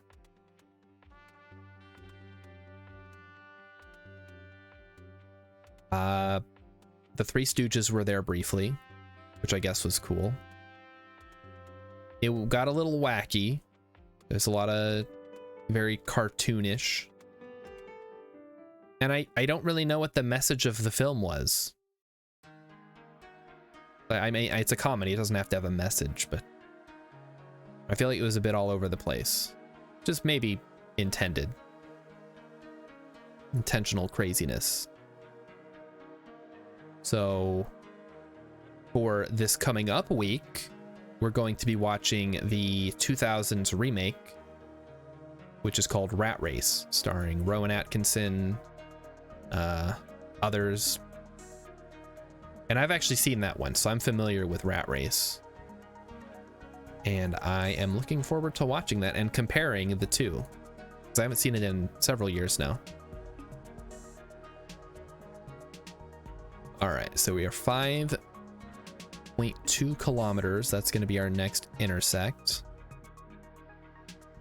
Let's try to make that happen.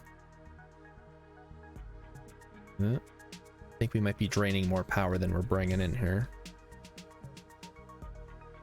In fact, I can tell that we are for sure. I think we're going to be all right.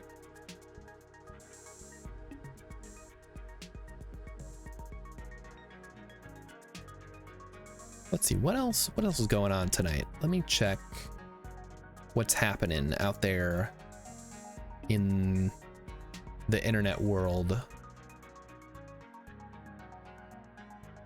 Apparently people are streaming their... Oh, wow. A lot of people streaming KSP tonight. Holy moly. Well, I hope they're having a good time. I know I am. I sound grumpy about the whole Jewel thing, but it's been a good challenge. Like, I'd never been to Jewel before, and having to basically send what amounts to a rescue mission for the rescue mission really takes me back to the old days of trying to land on the Mun and not being able to get back because I screwed something up. So I think in the end it all works out for the better. I'm learning a lot, I guess is what I'm trying to say. It's been a humbling experience. All right. So if we point this way a little bit more, and we corral our retrograde marker onto the target retrograde marker, that should reduce our separation so that it becomes minimal. Ooh, come on. There we go. All right, now it's working. Yeah, but it's making it worse. Okay, let's stop doing that then. I'm apparently making it worse. Which is weird. Normally that makes it better. Now what happens if I do it more? Maybe if I get to a certain point, it turns around and starts getting better. Ah, there it is. That's what I was looking for. Perfect.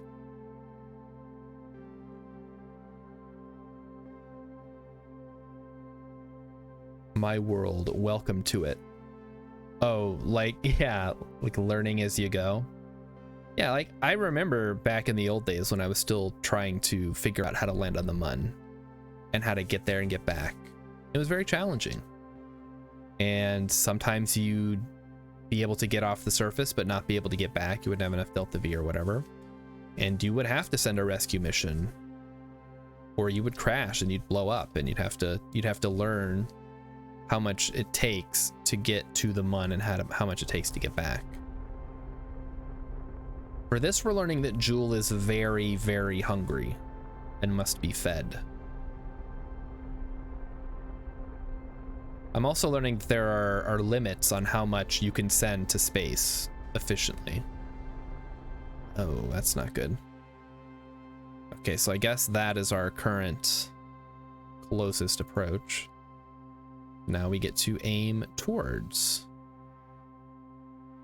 Ugh. Kind of yucky. Like I can see it. It's right over there. It's 4,500 meters away. But alas, I have goofed the rendezvous once again. All right, aim towards the target. This is actually the problem that I was having around Jewel. If I liked Mad Mad World, I should also check out Gumball Rally and or Cannonball Run. Yeah, my coworker was suggesting Cannonball Run earlier when I was talking about the movie. He's like, it's like the 80s remake of It's a mad, mad, mad, mad world. I was like, okay, that's cool, but I'm gonna watch Rat Race first. And what?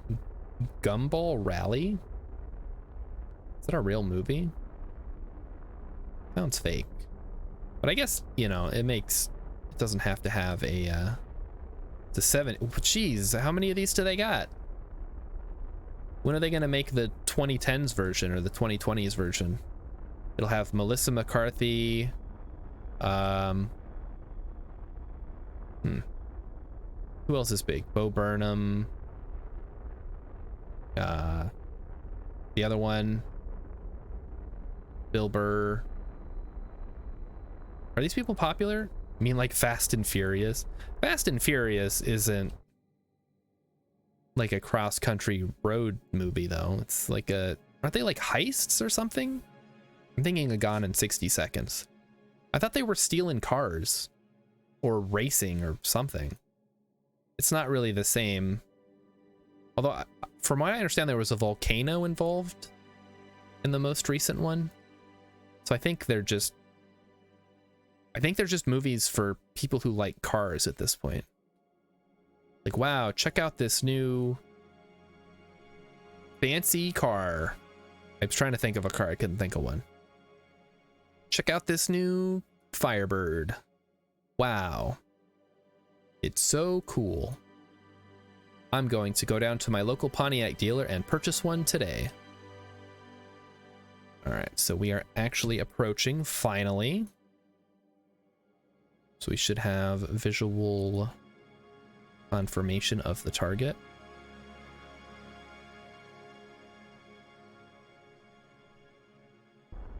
So let's slow it on down. Slowing it on down. So that is the plan. That was the plan for this last week, or that was the movie that we watched this last week. Next week, like I said, is going to be Rat Race, and then we are back to, I guess it'll be Emmykin's turn again, so we'll see. All right, now it is time to point towards the target. So please point towards the target.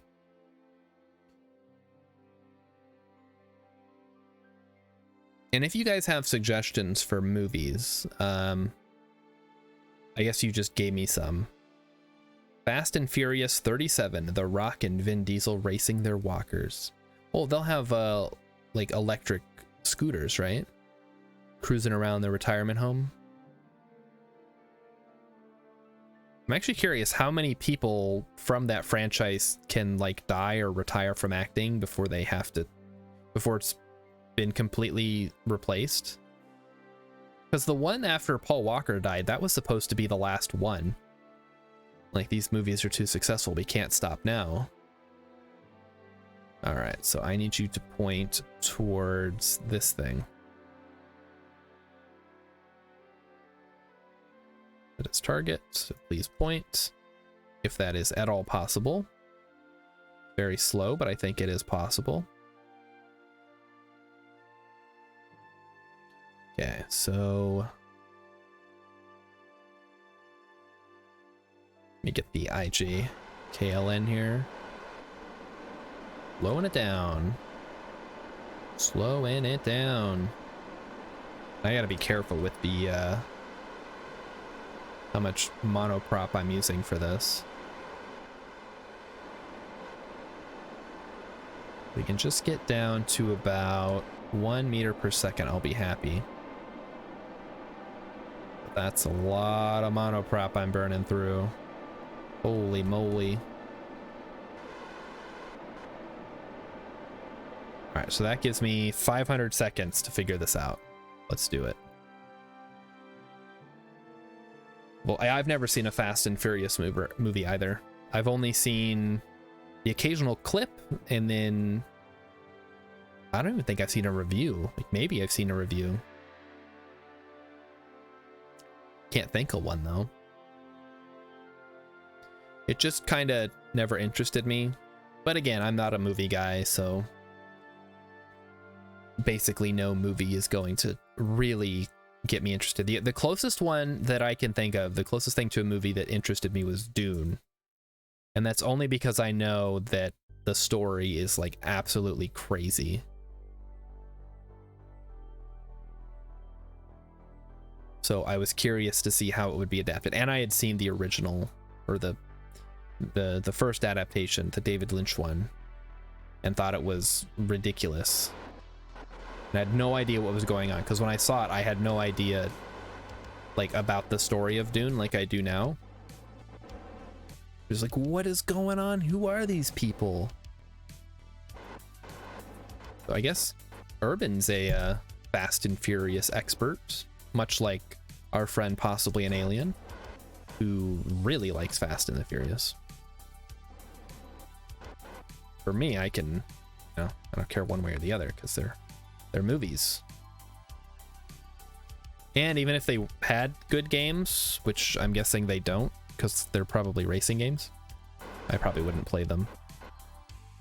Although there was a time in high school where I was super into Need for Speed Underground, which is like the world of underground street racing. And that was a lot of fun. I like customizing the cars and going fast. I wish that the pod racing game had some more customization of the pods. You guys remember when I played that? We beat the game in like 3 hours in one night. Oh, Emmykins has seen 1 through 4. Wow. That's more than me. All right, let's make sure everything is still pointing on target. Yep, looks like it.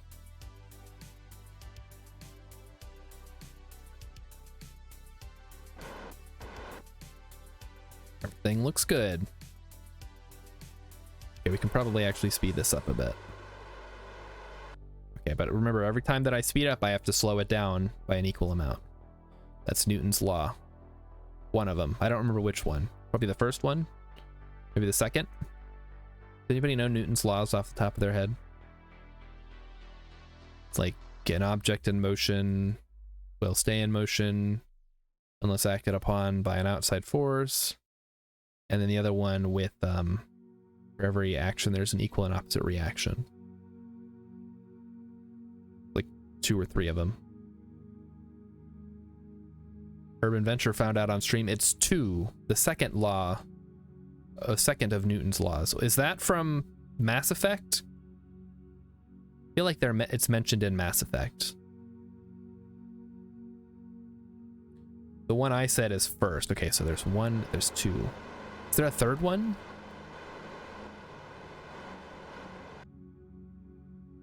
That seems like one of those things where if there wasn't a third one, somebody could make up a third one as part of a spooky science fiction premise. Like everything in the universe is affected by gravity except for them. And then that's your story right there. That's how Krogan make more Krogans. Third law.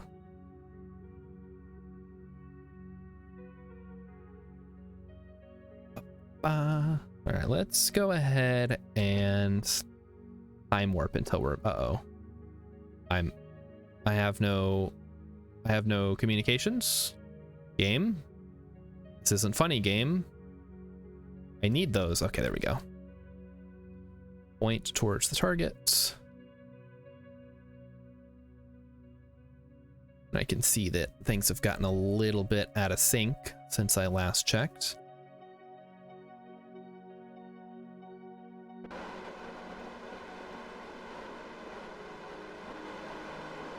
And here goes the last of my monoprop at this rate. All right, there we go. Beautiful. So, Newton's third law, that's going to be... Okay, somebody check. Chunky, if you're listening, can you Google Newton's third law to see if it exists already? Because if it exists, I'll have to go to like the fourth law. And that'll be that's the science fiction premise. Everything in the universe is affected by gravity except for them. Some kind of Cthulhu, space Cthulhu Isn't that the, wait, that's already the plot of that, the new Moonfall movie, right? Where giant space aliens throw the moon into the earth and then we see what happens. All right. Which was a plot that was already done better in Majora's Mask, I think. Because, I mean, what do you do? Like, the moon is huge. It would take a lot of effort to move. If something wants it to crash into the earth, there's not a whole lot you can do about it. I'm guessing in the movie they fire nukes at it or something, like in Armageddon. So are you suggesting that we nuke the moon? Which was, of course, a plot point in Austin Powers 2, I think.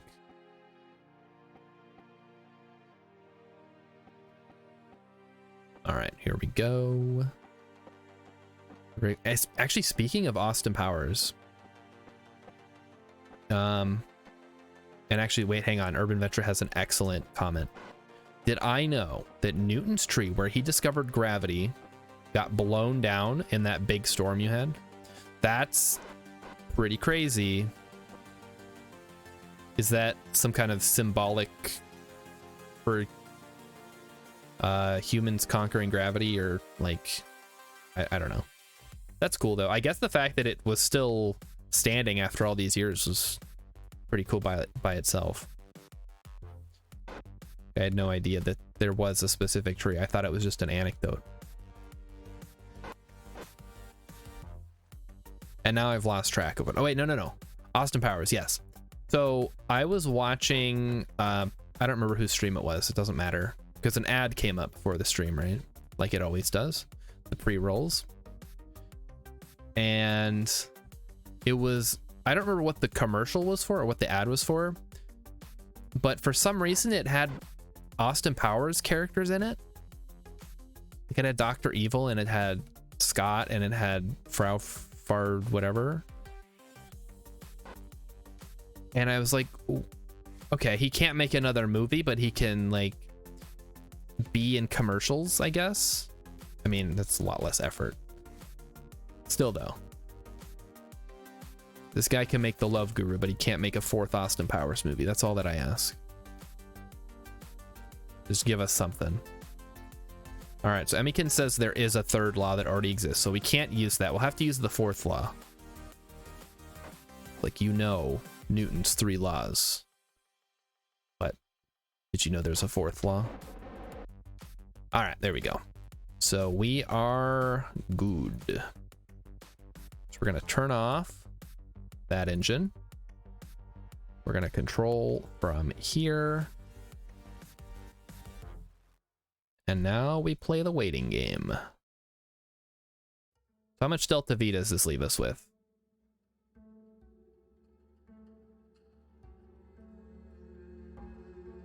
I guess it doesn't want to tell us. Wait a minute, do we have less Delta V now? I'm confused. I think it just seems like we have less because we're not accounting for the fact that we're going to ditch this. Did we have maybe 2,000 in here before? Well, it doesn't matter. We've got it figured out, I think. So now we're going to do this. Everything looks good. We're going to go back to the Space Center. We're going to warp to the time and we're going to go to Jewel, and this time it's going to work. Actually, uh-oh. I'm a little worried that something might have happened to our fuel vehicle because we didn't leave it in a great orbit. Let's check on it. Might have got sucked up by Lathe or something. Let's see. Uh-oh. Oh, there it is. Okay, no, it's in a fine orbit. Well, you know, whatever. As good as we're gonna get. That's not bad, actually.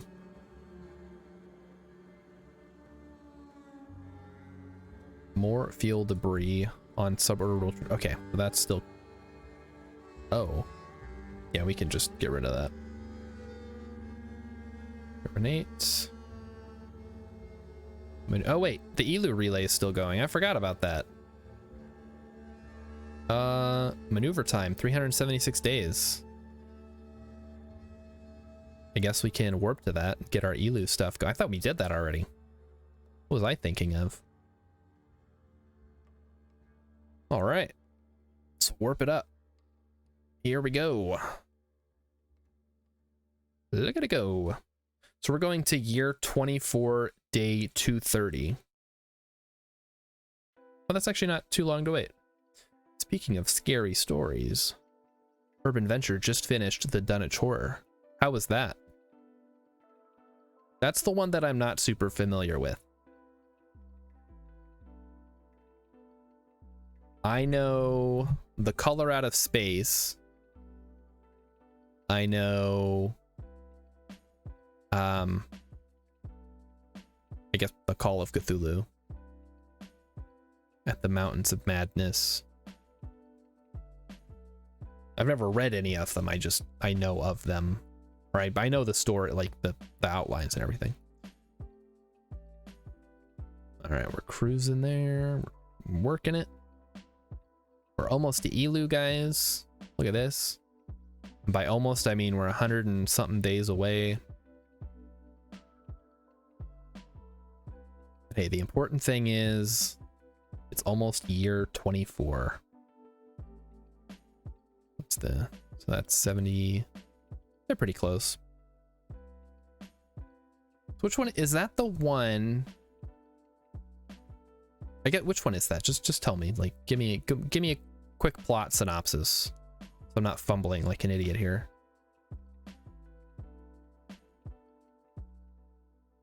You're halfway through Mountains of Madness and you like it better. Yeah, I think that's like one of the better ones. I like some of the short stories that are like almost like creepypastas, like the guy with air conditioning. Like, oh, and it turned out he was dead the whole time, but he'd been living because of the air conditioning. It was keeping his body cool.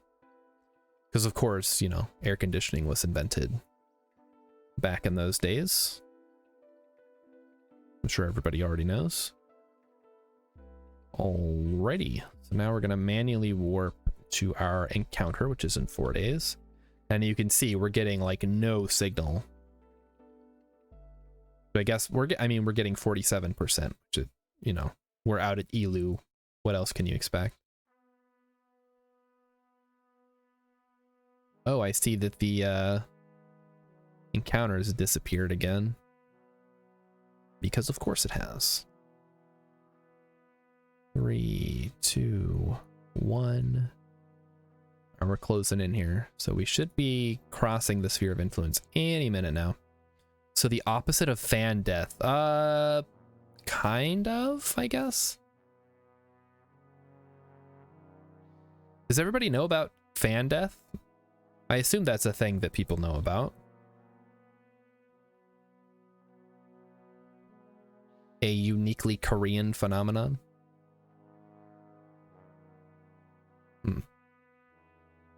There we go. All right. So let's set our maneuver. Add maneuver. And just, okay. How small is Elu? Geez.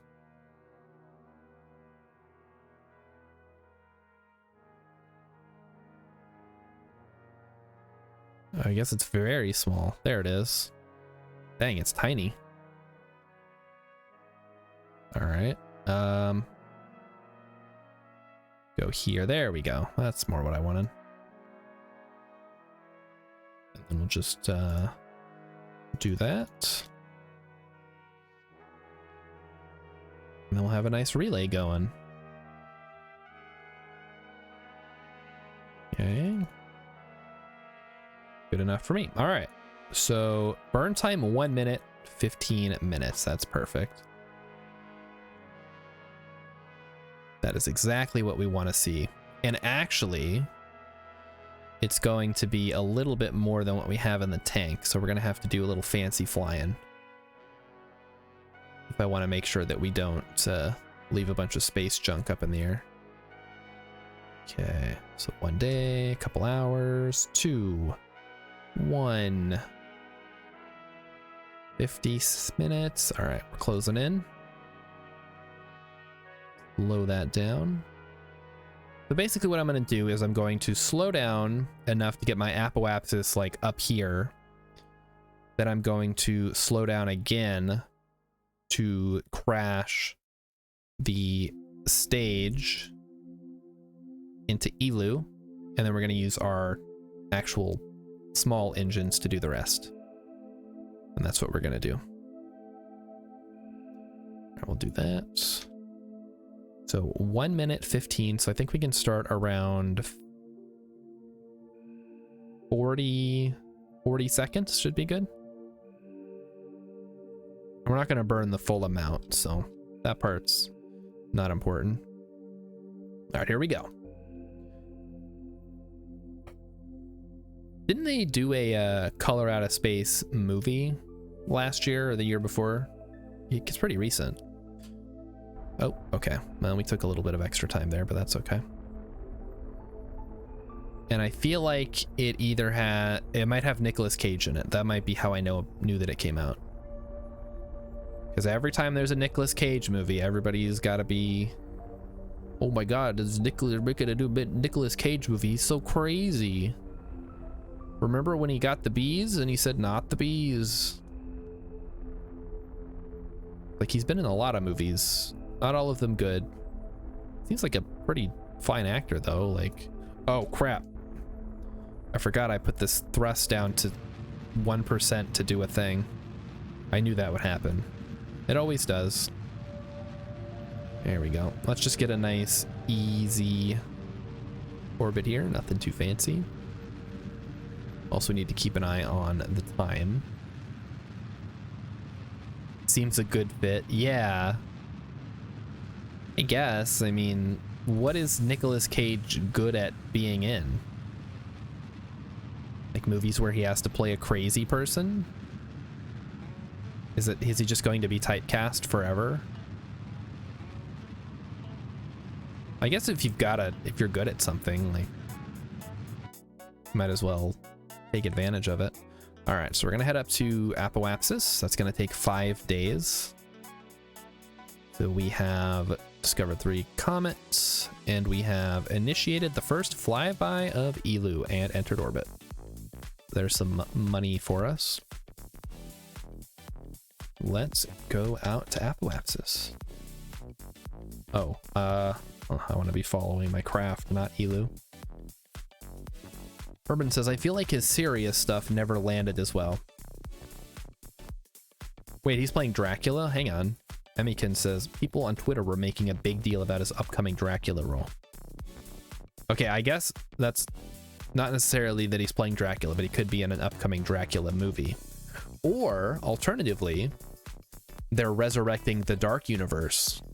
So they're going to bring back Tom Cruise and Johnny Depp and others to be in the Universal Monster Cinematic Universe. They're bringing that back. He's playing Dracula in the upcoming Renfield. They're making a Renfield movie? Are you kidding me? It's so stupid. If you want to remake Dracula, just remake Dracula. Nobody's gonna stop you. Well, somebody might, I don't know.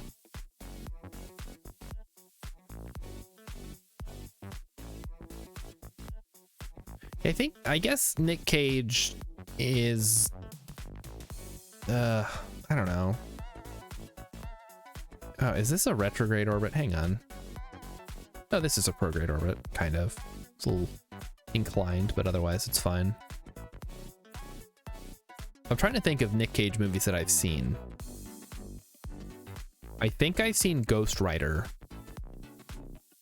I've seen Con Air. I've seen The Rock. I think The Rock was pretty good. But ultimately, it's like a dumb action movie.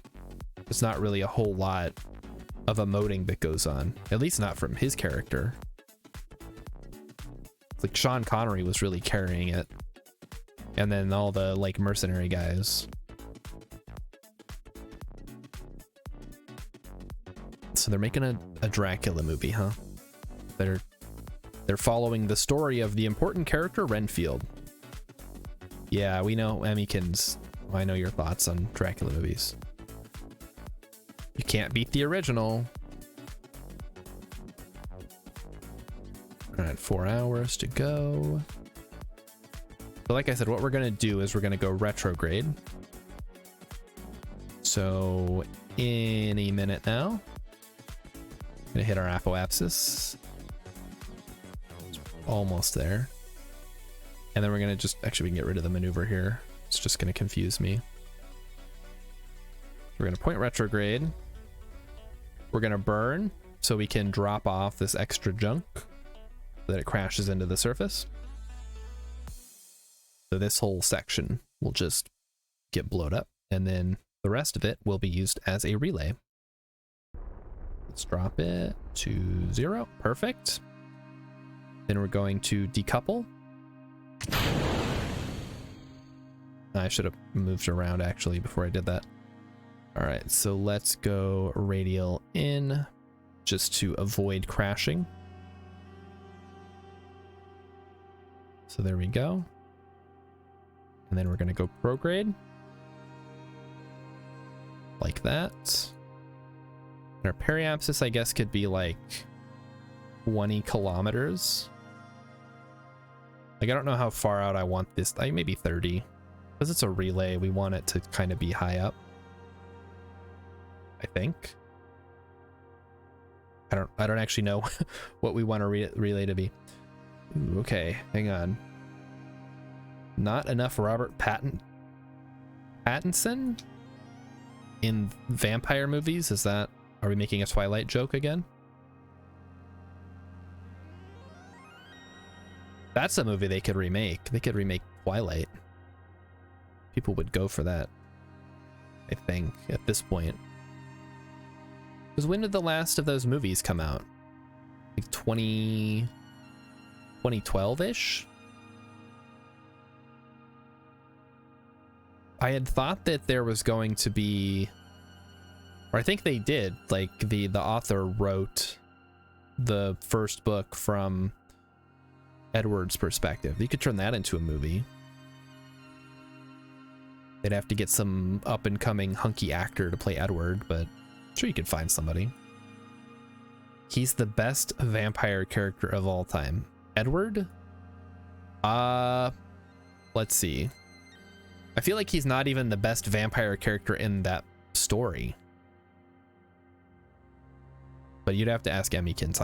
I've never read it, and I've never seen the movies. Alright, we are slowing down.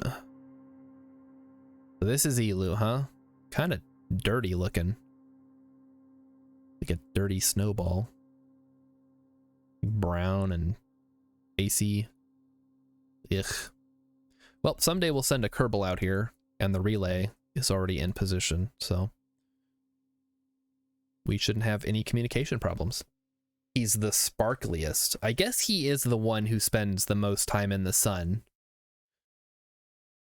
Now, you have to understand what the whole sparkly thing is. He's not sparkly because he's, like, magical. He's sparkly because his skin has been turned into, like, a diamond-like substance, which is what makes him so tough. It makes sense in the context of the story. Like, the story's not very good, or at least, you know, I don't know, I've never read it. Maybe it's great. But in the context of the story, it makes sense. That's what I'm trying to say. Come on. All right, I think I need to burn a little bit harder. Just bring that apoapsis down.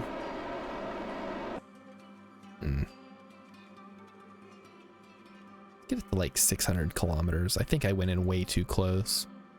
And we can always tweak the orbit. We've got plenty of delta V.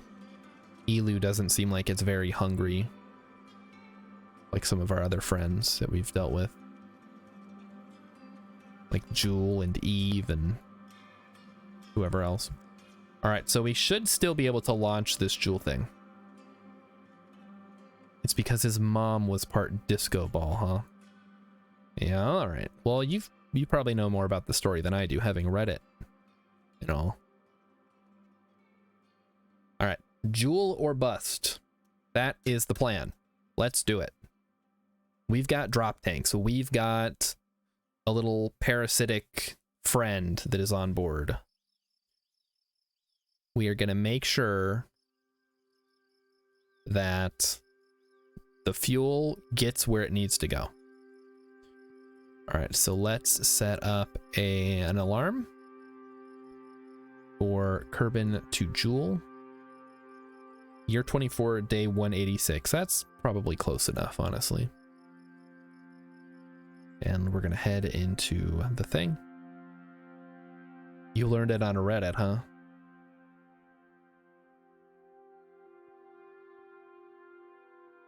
Whatever you say, man. Whatever you gotta tell yourself.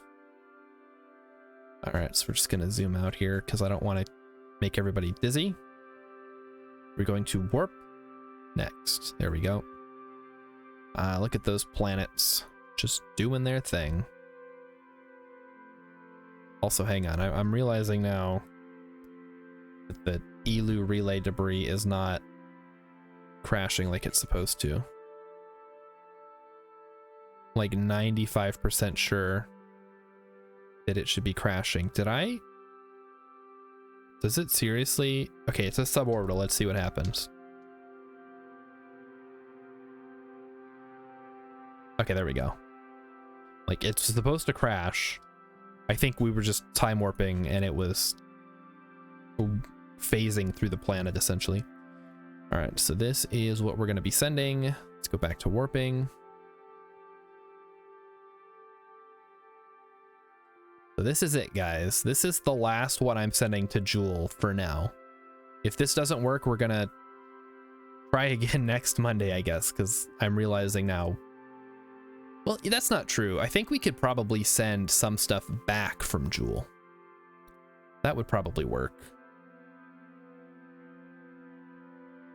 Because we have a nuclear-powered return vehicle that should have enough Delta V to come back. Okay, so delete that. And what else do we need to do? I guess warp to the actual time, which is year 24, day 230. So just do that manually. So All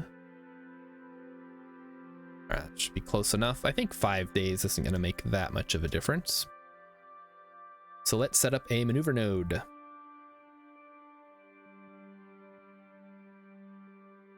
I really want this to work, guys. We've had so many problems and issues and all the nonsense that's kept us from being able to do this properly. I just want it to work just this once. If the game could just give me that. All right, so this is 1975 and 550, negative 554, like so. And then we'll just have to maneuver everything around to get it where we need it to go. There we go. All right. So now it's just a matter of tweaking a little bit. Looks good to me. All right, we're off to the races. We'll make a mid-course correction. So we're going to spend 2,000 doing this.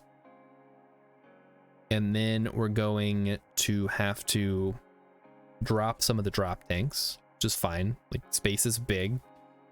A little bit of debris isn't going to hurt anyone.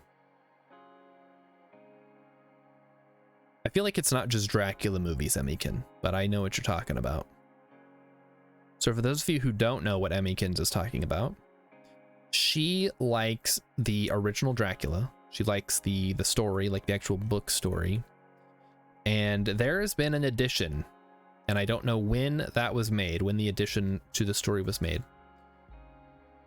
But it is this idea, the 50s. Okay, so in the 50s, there was an edition. Oh, geez. Hang on. Is this an 8-minute burn? So we need to get a little bit closer. That Mina, one of the characters in the book, is Dracula's long lost, or like not long lost, the reincarnation of his lover from the olden days. That is not in the book. That is from the Mummy movie from the 1930s. So basically they stole that idea from the Mummy, plopped it into Dracula, and now everybody just kind of goes with it and says, yep, this is right. This was in the book.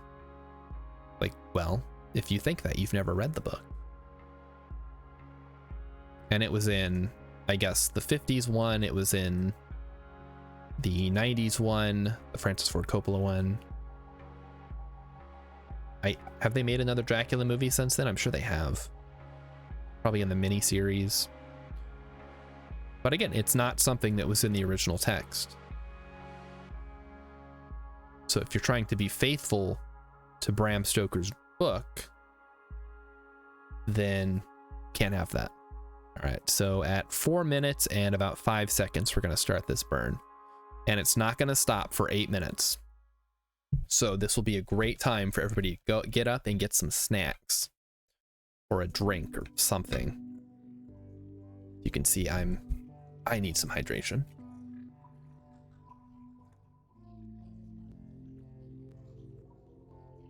Feel like I spent a lot of time talking during KSP. And go. There we go. So the engines are burning properly, it looks like.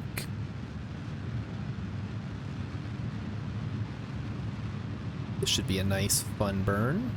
There should be, okay, there's a little bit of wiggle, but, you know, that's probably to be expected. We'll just have to overcome it with sheer force of will and gimbaling. Yes, I hope you all learned something today. I don't know what specifically, but something. Alright, so we just gotta remember we gotta ditch these drop tanks as soon as they're empty to make sure that everything is going good. We also need to make sure we're not gonna crash into the atmosphere, which is actually a possibility here. But I guess if it happens, then so be it. We'll be at the top. We'll be in the top part of it. It should be okay. I think there's not going to be too much air resistance, I hope. And I'm getting a little bit worried. There might be a lot. The 2020 miniseries didn't have that? Oh, well, then maybe that's the best one so far. No. Hello. Yeah, can we go ahead and decouple that? Thank you. What the heck was that? It's just problems with docking, I guess. This is trouble. Okay, so once we pass periapsis... Oh yeah, we're gonna be in there for a while, aren't we? Hopefully it's not too bad.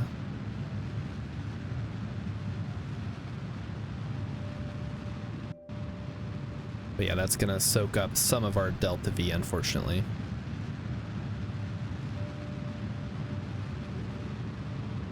All right. So, what did everybody get as a snack? You're probably not back yet, actually. I'll wait until the burn is almost done. I could kind of go for a snack right now, though. Wine, Emmykins says. I don't know if wine is a snack, but I guess it counts as a drink, which is close enough. Hey, it's possibly an alien. Do I want a cookie? No, I'm good. It's hard to eat on stream. I think this is working. I mean, give possibly an alien a cookie. Send her one. One in the mail. All right, so we're about to... we're not actually that close to dropping the drop tanks yet, are we? What is the thrust to weight on this? 0.43, that's not bad.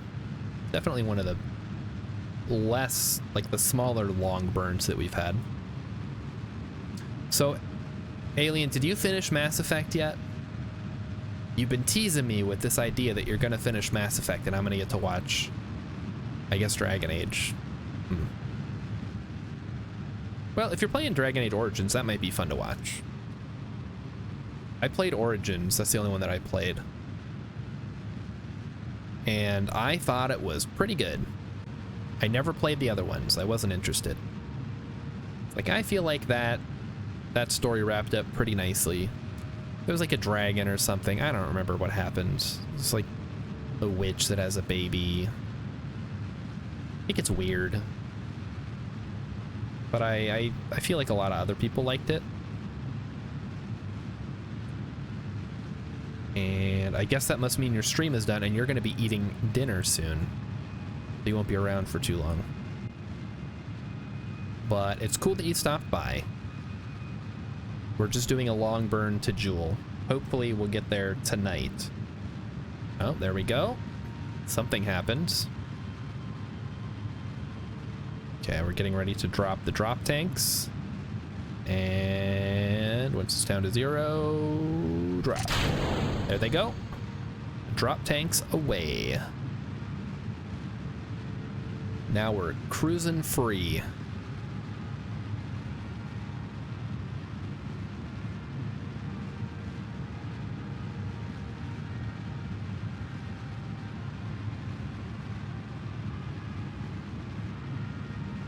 Now we just got to make sure that we are using up all the fuel in this thing before we use up all the fuel here.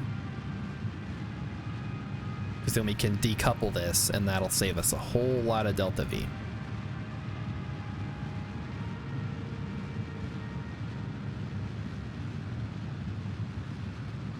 fact, I'm going to start moving fuel over. Oh.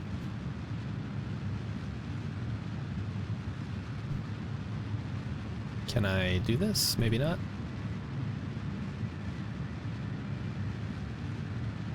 Come on, game.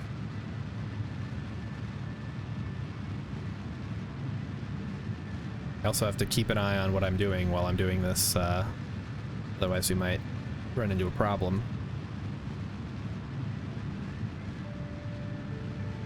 Okay, yep. Yep. And that. Yep. Yep. Okay, then we just need to keep an eye on these two things. And once they're done... Well, we'll wait till we finish this burn. I don't want to try to decouple stuff that's attached to the front. Okay. Alright, let's see. Okay, so Alien says she finished Mass Effect. You're gonna play... Oh, you already streamed Origins, so you're gonna play 2. Well, that sucks. I mean, I guess if, you know, other people like it, that's cool. Blah, blah, blah. Which color did you pick? Did you pick the best color? I don't know what the best color is. Okay, how are we doing on burn here? I feel like we're doing all right. Still got some fuel left. Just another couple 100 meters per second. I'm not going to worry too much about this just yet. Like I said, I want to finish the burn before we start, before we try to decouple from it. Let's just keep an eye on Jewel. Eyes on Jewel, guys. There it goes. See? You can see it going up. Now let's focus on Jewel. There we go.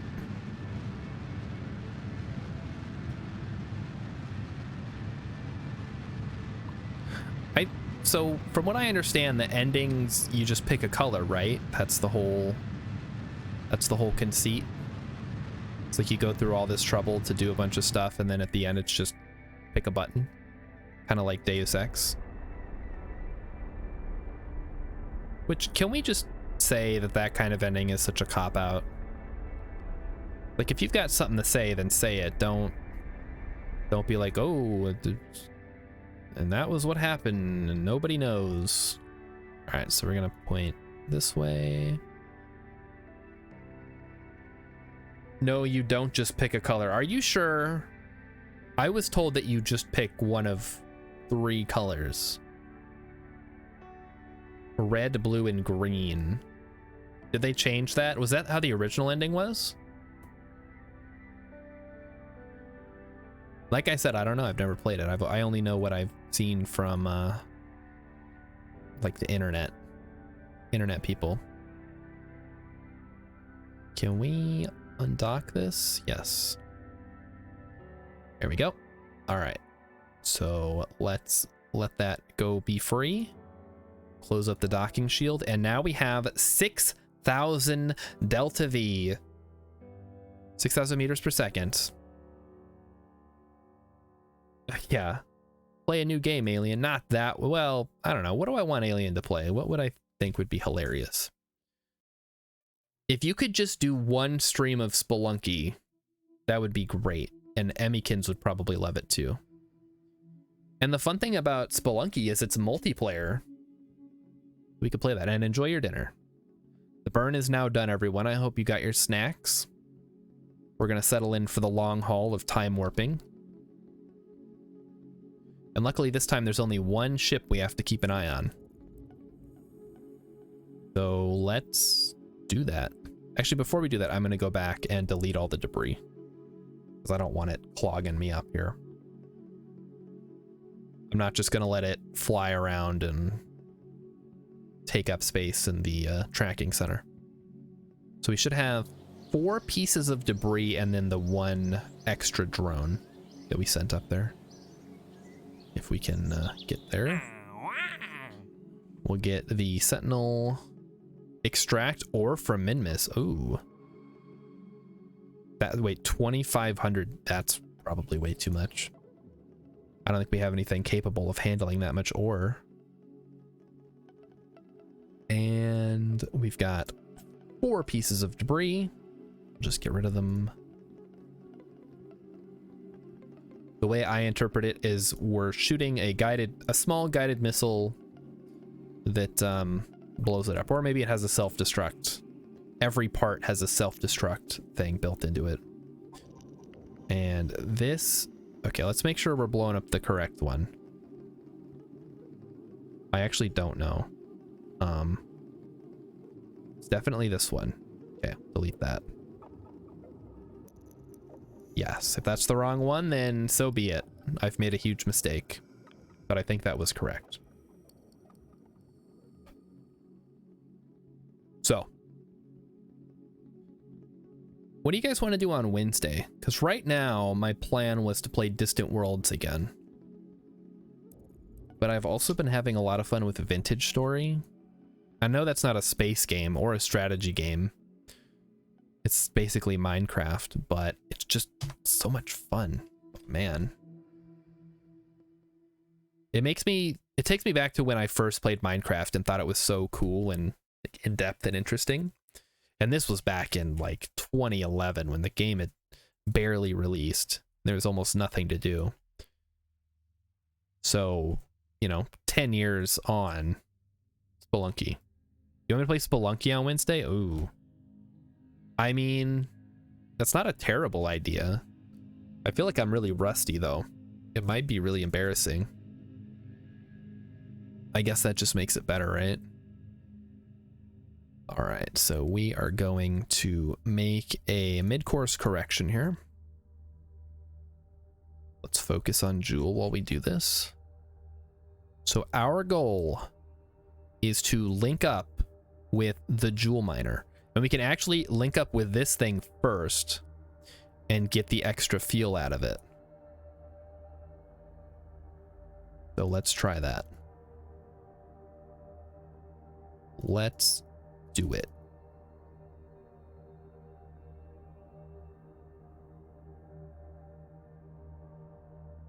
Yes, okay. I'm gonna try something out here. Does that do anything? No, not really. Like if I move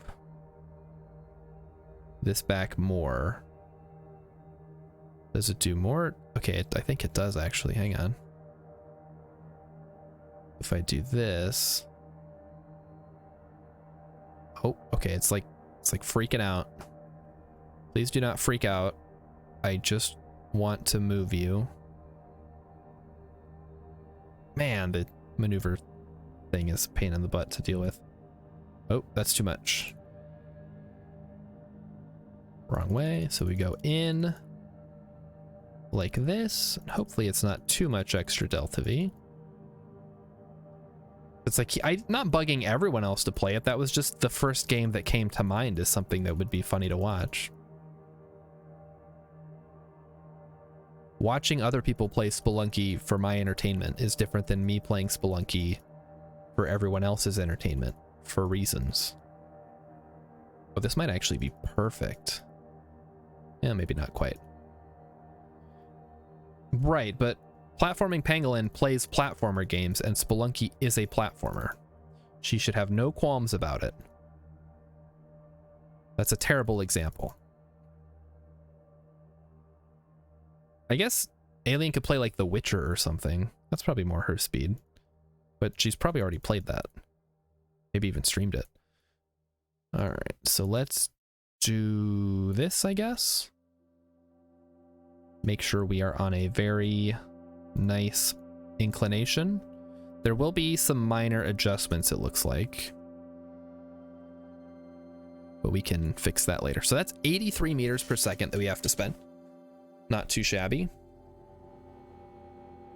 Let's go ahead and set an alarm for that.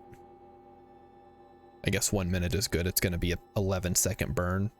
And that is in 315 days. So I'll see you guys after the thing. All right, what do we got? I've suggested that... Hold on. Have I said that you guys should all play... Wait, what is happening here? Have I suggested that all those people play Spelunky? Again, keep in mind, this is a multiplayer game. We could theoretically all play it together, up to 4 people. It would be complete chaos, but we could do it.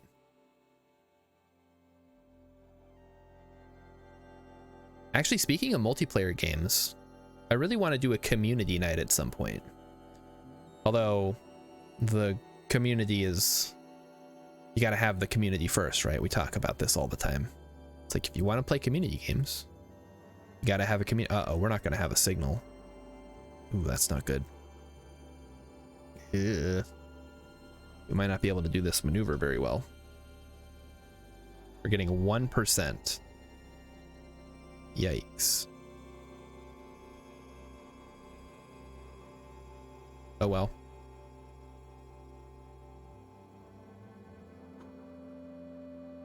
Oh wait, we're getting a signal from Jewel? Guys, the relay is working. It's working! It's working! It's working, guys. I think I tell every person that's been in here to play. Oh, hello, Tenson 2K. Welcome. Welcome to the Kerbal stream. We're just on our way to Jewel.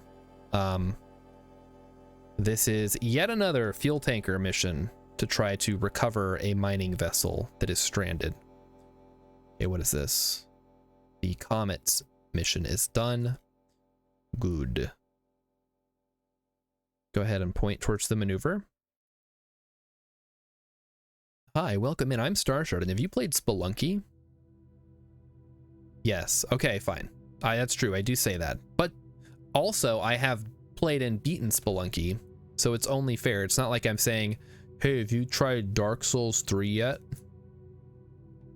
Hey, have you tried I Wanna Be the Guy? It's like the Dark Souls of video games. All right, so we're just wait for our relay to come back around. I don't know if I remember you. You were in stream a while ago. I will say yes. Your name looks familiar. But, yeah. Welcome back. thanks for coming back. It's always nice to see a returning person. It's not easy being a streamer. I get no respect. No Rodney Dangerfield. Sorry guys, it's not gonna work. First of all, nobody knows who Rodney Dangerfield is, and second of all, I can't do it. So now we need to wait for the jewel relay to come back around. Let's take a look here. Where's the jewel relay currently? It's right here. So we might get a signal if we're lucky.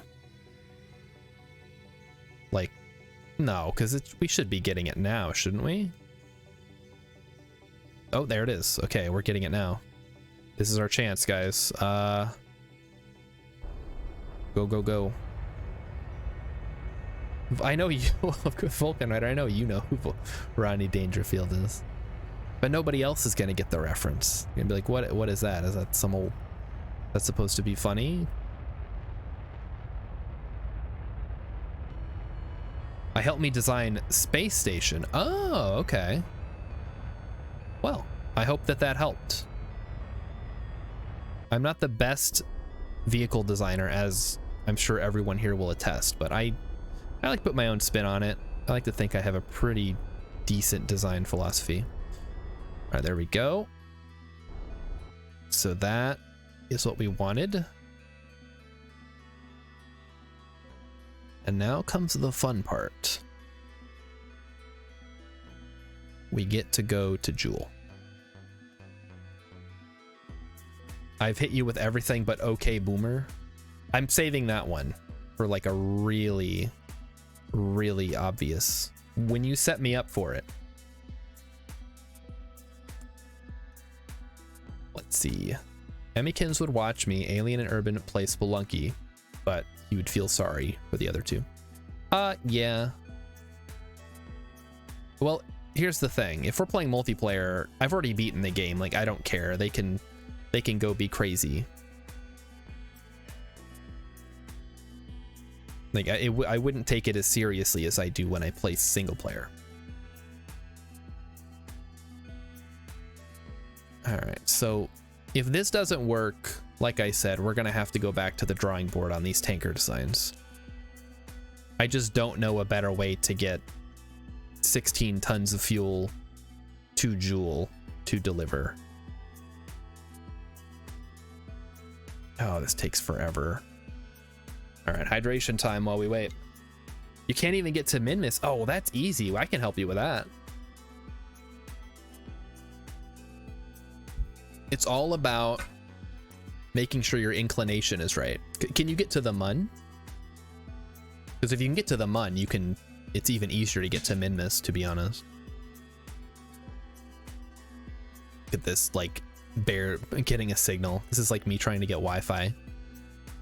Go stand in the corner. Maybe we can get some from over there. Oh, so we should be picking up. I mean, we're getting a signal. It's just very weak. It's fine. So yeah, if you can get to... The nice thing about Minmus is if you can get to Mun, you can get to Minmus. And if you can get to Minmus, you can get to Duna pretty easily. And once you can get to Duna, you've basically learned everything you need to know to go to the other planets. Except for Eve. We won't talk about Eve.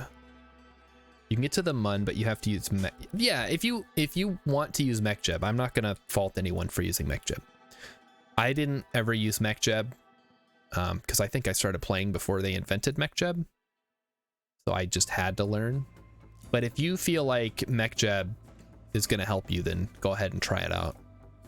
Or if you're already using it, keep using it.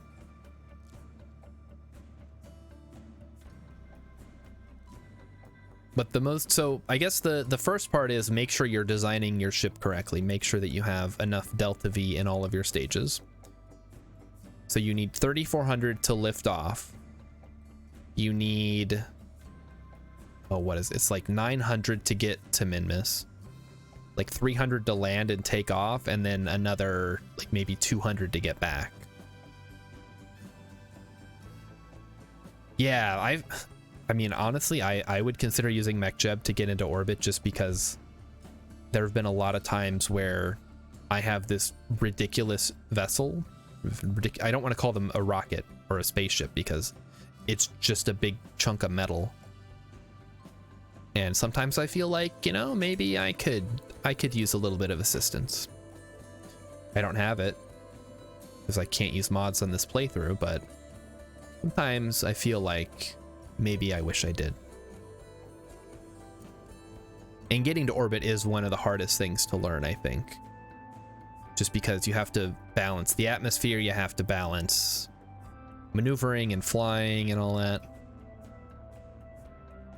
All right, are we close?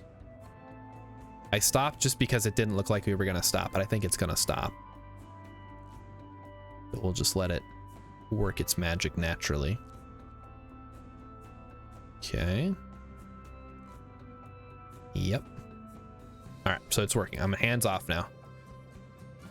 You're thinking about starting a science mode. What are you playing right now? Are you playing sandbox or are you playing career? I think science mode is probably, if you're just getting started, is probably the best way to get into it. Career adds a couple of extra variables that you might necessarily not want to have to worry about. And sandbox just gives you too much to start with. It's like it can be overwhelming. At least with science, you know, you unlock a few things. You're in sandbox? Yeah. I would definitely recommend doing science then. Because sandbox just, it throws all the parts at you and you don't have any context for when they're designed to be used. And I think Urban would probably agree with that as well. So start in science, then use sandbox for testing, and when you're ready you can go to career and actually focus on managing your funds and your reputation and everything. All right, guys, we are at Jewel now. If I can get a maneuver set up here. All right, what planet is this? Tylo, why are you doing this? Do not try to stop me, Tylo. I won't stand for it. All right, so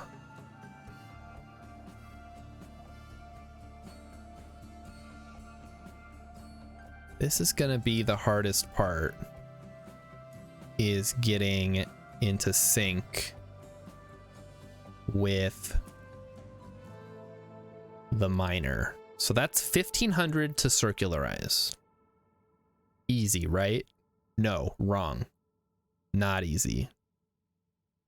That leaves us with 3500 to try to rendezvous. And we need to budget about 2000-ish for the rendezvous. All right, so be it. Let's go for it. Set as target. We want to make sure that we cannot see our inclination. I guess we'll see it when we see it. So let's slow down. Henson's been playing for a month. Wow. Well, welcome to the wonderful world of Kerbal Space Program then. It is a game you can sink thousands of hours into. It's a great bang for your buck. All right, I think this is what we're gonna go with. So let's go ahead and maneuver. Say 5 minutes out and warp it up. So we're coming in. Like, getting to Jewel is challenging, but with all the stuff that you can learn from going to Minmus and going to Mun and going to Duna, it's doable. Greatest sandbox you'll ever own? I don't know, there's some pretty good ones out there. I would say that I mean, like Universe Sandbox, right, is a pretty good one. but I guess I don't have a lot of other sandbox games. All right. So we're going to be pointing retrograde. We have relay connection. So we should not have any issues with our burns getting eaten up. What else? We're going to take it very easy. We're going to try to be as efficient as possible. We're not going to do anything stupid. Well, we might do a couple of stupid things, but I'm going to try to keep them to a minimum. And what else? What else? What else? I guess we'll worry about it when we get there. So we node in 5 minutes. So the burn is going to be 2 minutes 47 seconds. So you want to start burning around 1:25. I'm good with that. So 1:25, here we come. All right, guys. I'm getting sweaty now. This is where the fun begins. 3, 2, down to 1 minute remaining. Let's go ahead and stop the time warp. Do I know any other Galaxy Sandbox games? I guess it depends on what you're looking for. There's Universe Sandbox, which lets you like control whole planetary systems and solar systems. It's not really a it's just a pure simulation, not really a game. I'm partial to some of the classic sim games, like Sim Earth, which isn't really Galaxy, but like what exactly are you looking for? I have a lot of recommendations I can give.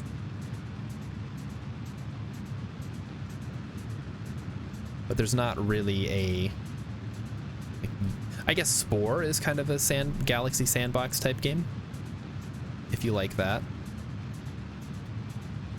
I think we can just turn off the maneuver node now. And what I'm going to do is I'm going to watch that. All right, I'm going to cut off the engines. What I'm going to do is I'm going to adjust the inclination now. That's what I'm going to do. All right, so everything is good. We have an orbit. We don't need it to be a good orbit.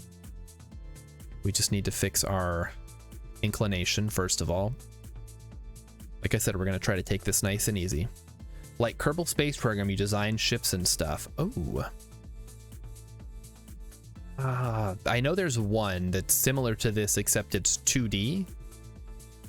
I don't remember what it's called though. Urban might know. And then there's stuff like Surviving Mars. That doesn't really involve designing your ships though. Simple Rockets, yeah, that's the one. So that's another like space program simulator type game. I think there was one that was more historical, like you play as NASA or the Soviet space program during the like space race. Oh, hello. I guess that's coming up as well. Interesting. Good to know. I wish it had not popped up right this second because I'm trying to do an inclination change.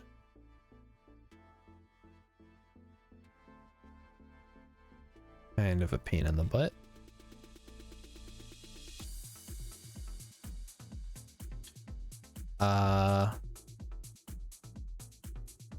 Hang on. That sucks.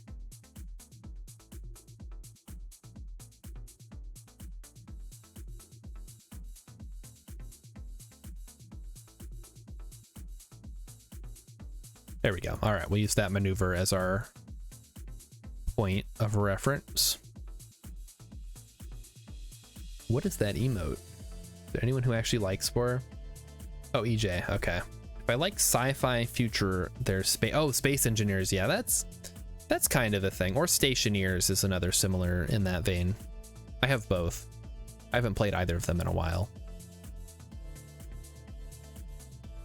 Yeah, like I said, it depends on what you're looking for. If you're looking for like a career mode type thing, there's the one I just said that I don't remember the name of, and there's simple rockets. If you prefer to get a little more hands-on with ship creation, space engineers, stationeers. Stationeers is more building bases though. All right, almost done. There we go. So we should now have an inclination. Now we'll just go ahead and okay, so Lathe is trying to slingshot us out of the system. We're gonna have to put the kibosh on that one. Let's do that. Here we go. And I love how now I've lost my target because the game is like, well, you're going to get flung out of the system anyway, so there's not going to be any encounters. Stationeers is brutal. And we should play that together. Have you played that? I'm assuming you, if you're saying it's brutal, you've played it. We could definitely set up a server or something for like your Discord and try that out. That game's a lot easier if it's multiplayer. There's a lot more stuff you can do. And yeah, stationeers is a lot, and space engineers are more like Minecraft in that you know, there's blocks and you have to get resources and stuff. It's just so complex. Yeah, with all the wiring and gases and programming and all that stuff. I think that's what makes it so much fun though. It's like you can really get into the nitty-gritty of setting up a system. And I want to say it was created by the guy who made DayZ. That same director guy. I don't know his name. Some foreign guy. All right, so what we're gonna do here is we are going to burn retrograde at periapsis, as we so often do, to attempt to get our orbit within Lathe's orbit, so we're not, you know, getting caught up. Rocket, that's his name. You mean European guy. Yes, he's a dirty foreigner. That was actually, so if you haven't seen It's a Mad World, there is a character in there who's an Englishman who is just probably the funniest character, and maybe because I'm American and can relate to his insulting of my country. Urban, if you've not seen that, I do recommend it. I know you're more of a movie buff than I am, but I think you might get some better appreciation out of it. All right, we're gonna loop around here. Gonna try anyways.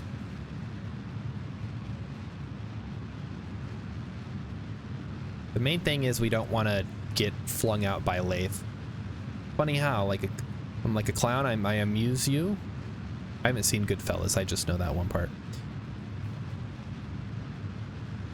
All right, here we go, here we go, here we go. It's happening, guys. Okay, well, this is not what I want, so we're just gonna keep going. We need to get out of Lathe. I cannot have Lathe sucking me up. As fun as that sounds, we're not going to Lathe today. Trying to rendezvous with the mining vessel. All right, we're getting there. Something is happening. Almost. Almost. Oh, geez, the Delta V. It's too much. She can't take it, Captain. There's not enough Delta V in the tanks. Do you need a big ship for Duna? Not really. I think the best way to approach Duna is to basically scale up whatever you've landed on the Mun with. What I like to do is I like to have a landing craft and a return craft. and you only send the landing craft down. It's kind of like the Apollo mission. So you have the return craft, which is filled with fuel and a very efficient vacuum engine. And whatever you land on Duna with, you want to have parachutes and a decent atmospheric engine. I think Urban uses aerospikes. I want to say I used a Terrier, which is probably not the best choice. Goodfellas is too scary for me. Yeah, actually, kind of. I don't like violent gangster movies. So there you go. There we go. And we're gonna try to finish this burn at some point tonight. It's gonna be ugly, but it's gotta get done. Oh, come on. I need to learn how to do gravity assists, I think. That might be what's causing me trouble. Okay, come on. Come on. Almost there. Yeah, almost. We're circularizing. Hang on, we might actually be able to use this to our advantage. Okay, we're gonna try to do this gravity assist thing, because this actually puts us on a great course. Yeah, we're gonna take this. I'll accept it. Let's just go with the flow here. Okay.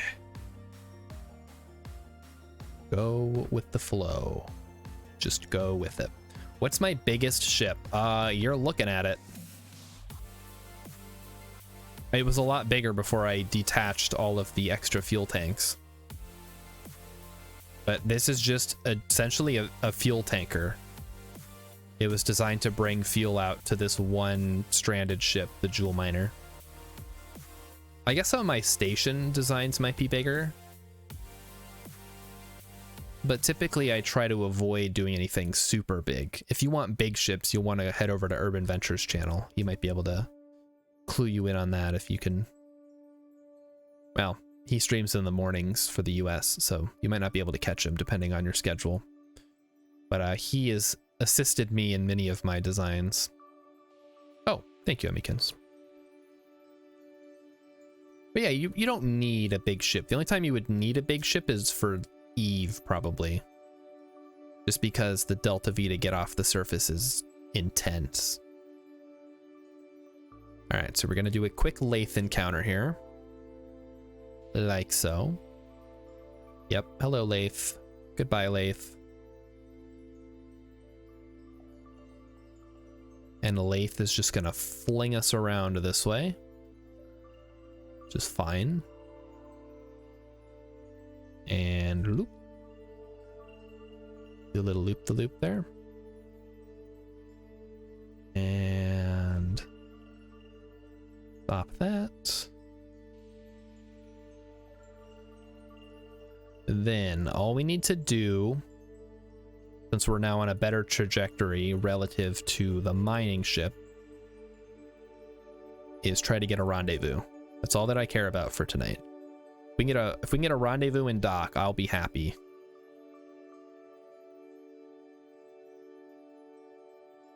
And I think the best advice that I have is to look at the ISP of your engines in a vacuum. If you're going for efficiency, you want the highest ISP you can get. So for conventional engines, I believe it is the Wolfhound. And for unconventional, you have the Ion, the Nuclear. Those are extremely efficient, but they're also very wimpy, low power. So depending on what you're going for, that might not be what you want.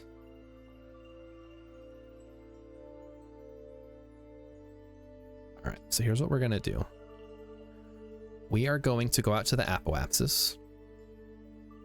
I'm going to mark a maneuver there in case something gets screwy with Lathe again.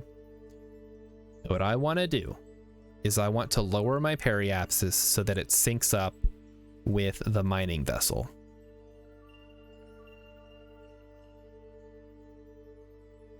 There we go. So we're going to get to our apoapsis. All right, there we are. We're gonna go retrograde.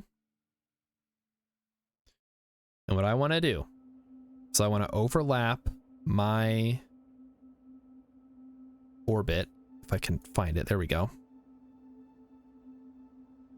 Set as target. Yep. I basically just need to drop it by about 400 kilometers. Am I trying to land on Jewel? No, you cannot land on Jewel. I am trying to do a rendezvous with this mining ship right here, the Jewel miner.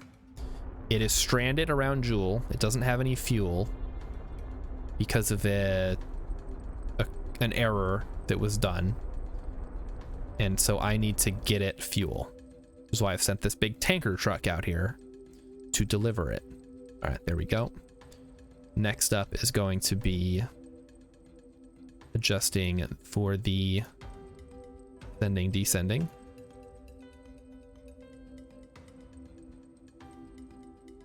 So here we go. Node in 1 hour.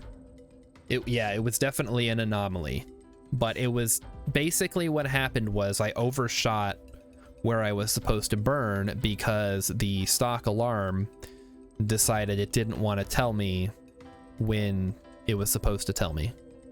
Like, I set the alarm and it didn't go off until after I had passed where I needed to do the burn.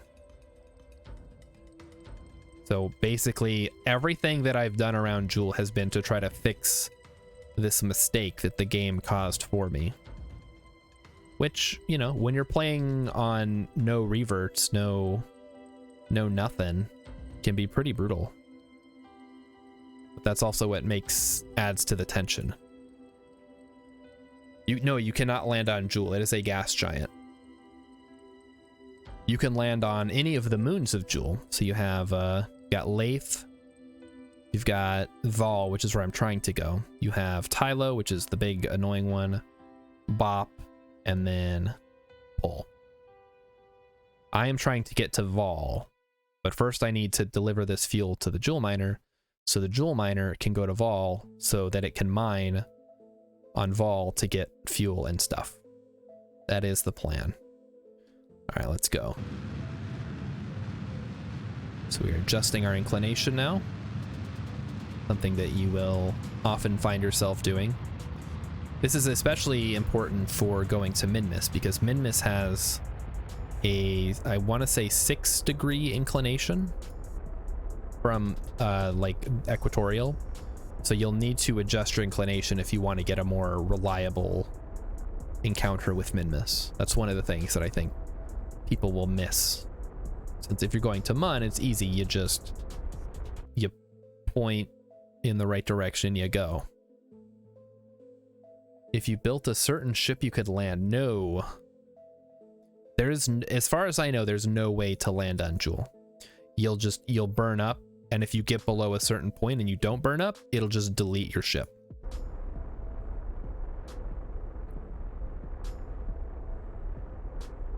Here we go. I think there might be mods for like floating ships, maybe. I don't know. It'd probably be a mod. Without hacks, it just pops your ship. Yeah, exactly. Urban knows. Yeah, as far as I know, without mods, there's no way to land on Jewel or like cheats or whatever. All right, let's bring it around town. We are so close to this rendezvous, guys. I can almost taste it. And it is so tasty. It's gonna be great. All right, so this is our intersect. We're going to go past the intersect. And then we're going to burn a retrograde. So let's do that. Okay. Winning retrograde. So what we're gonna do is I need this position and this position to be in the same spot.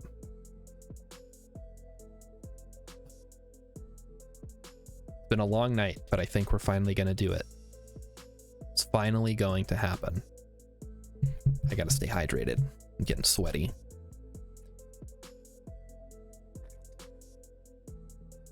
too much salt. All right, 10 seconds to go. Here we go. Let's see what happens. 2, 1, and there it is. All right. Oh, we might get this on the first try, guys. So all I need to do is bring this to here. You can see it getting very close. So once it starts getting close, I'm gonna lower the throttle and I'm just gonna feather it out there. All right, that's about as close as we're gonna get for now. We can tweak it once we're at the apoapsis, I think. All right, we're very close, guys. And we have 4,700 meters per second, and the relative speed is only 120 meters per second. That is nuts. All it took was a 500,000 space-o ship. And now it's done. It's not done yet, but it's basically done. And we didn't even need nuclear engines. You guys were saying I needed nuclear engines. That's not true at all. Okay. So now I want to say I need to lower my orbit a little bit. So that's what we're going to do. You've trained your brain to release endorphins when it sees that close encounter. I know, it's so nice, isn't it? It's just, for such a simple little pattern, it just makes me so happy when it works out the way that it does. And rendezvous, if you're Tenson, if you're still learning the game, rendezvous are one of the things you're really going to want to learn as soon as possible, because it opens up so many options. Okay, do I need to like go out more or what? It's fine. We'll fix it on the way in. Okay, we'll turn off that. We'll turn off that. Because I can tweak that as on my approach. I've done it before. And I'll do it again if I have to.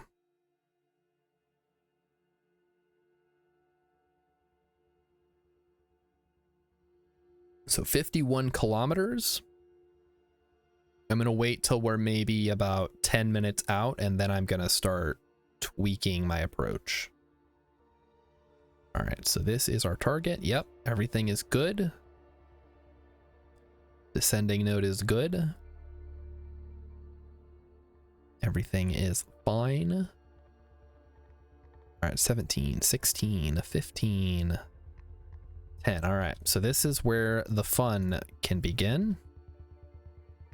We want to point towards the target retrograde marker, and we're going to corral it onto this node here, or this marker.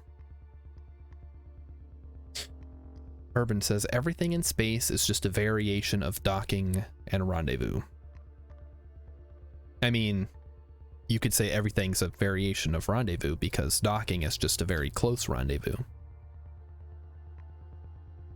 And landing on a planet is like docking with the planet. Kind of. Maybe not. It's probably a bad example. Alright, so all we're going to do is we're going to push this marker onto this marker. Wow, look at that number going down, guys. It's going down, down. Oh, it's going up now. Wait a minute. Hold on. It's not right. It's okay. We'll wait a little bit.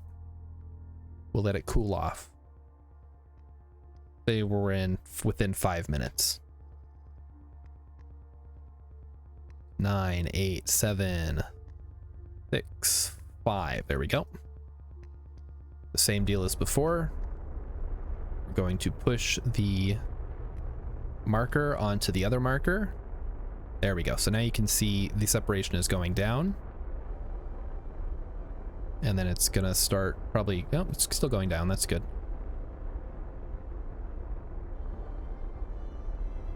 Okay, well now it's going up. All right, so now we're in sort of a position where we need to start burning towards the target a bit. Which can be difficult because, you know, you're playing like catch up. It's like driving on a racetrack. You know, like they're moving, you're moving. And it's not easy to get it just right.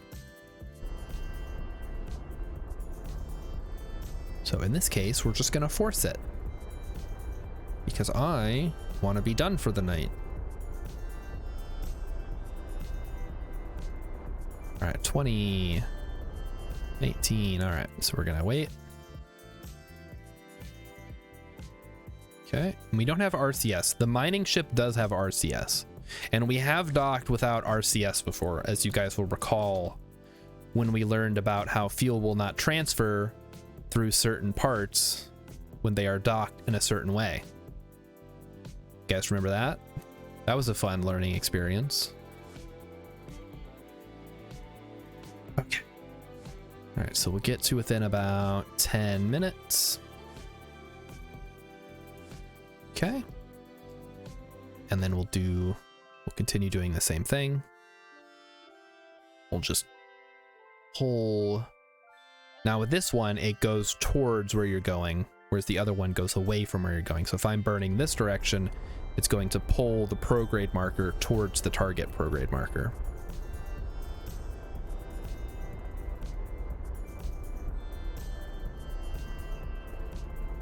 So you can see it's working its magic as we speak. Beautiful.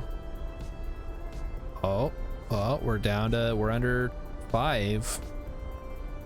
We're under 2. We're under 1. All right, here we go. Get ready for the final approach, guys. Okay, that was fun. Yeah, thanks for the experimentation on that one, by the way. That's how we learned. For some reason, certain parts do not like being docked in a certain way and will refuse to allow fuel transfer. Anyway, yes. So that was a fun docking experience that I hope I never have to do again. I will continue using RCS. Thank you very much. All right, so we are going to do my favorite thing, which is as we get closer, and we should have visual confirmation here. We do, perfect. But we can actually start getting a little bit closer.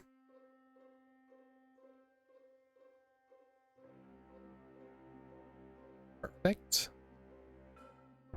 Let's start slowing down just a teensy bit.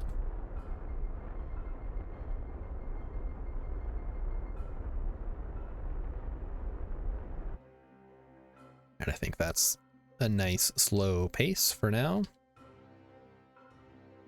Gonna get a little bit closer.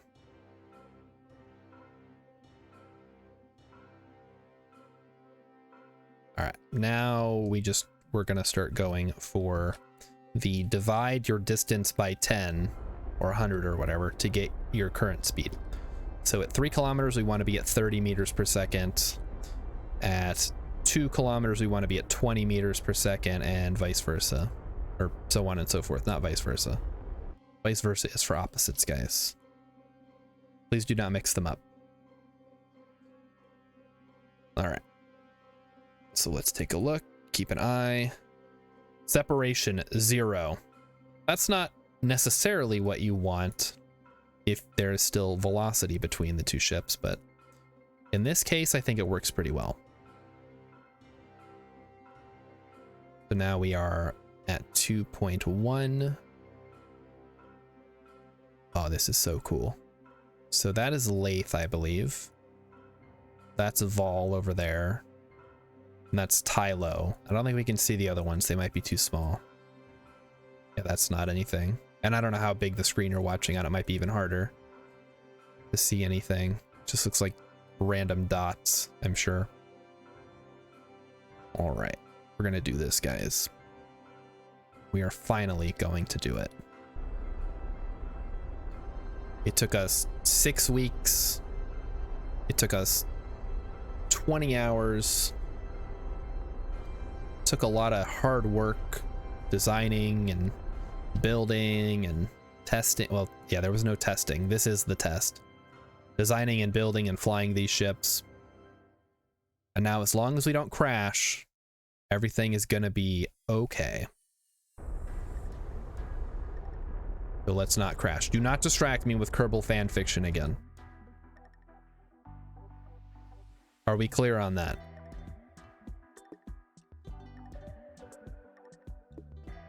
I will read it someday if I can find any. I thought somebody said they found some. Urban, was it you? Were you even here for that? I don't even remember how long you've been watching. Kerbal fanfic. Okay, Emmykins. Ban Emmykins. Time her out. Yeah, I'm curious if you were watching at that time, Urban. Because I'm sure you've seen the clip. But like time has gone all wibbly wobbly on me. I don't remember when you were not. You were not looking that up. I can't prove anything. That's true. I can't prove anything. I don't have videographic proof. You were not watching. Okay. Those were the old days. I think I still had the old like overlay and stuff. All right, so there it is. So all we got to do is get up nice and close, point them at each other, and then dock. So let's actually open up the shield. Actually, this thing should have enough juice in it. We could use part of it to push the jewel miner. And actually, I need to pull these RTGs out of here. That's an important thing as well.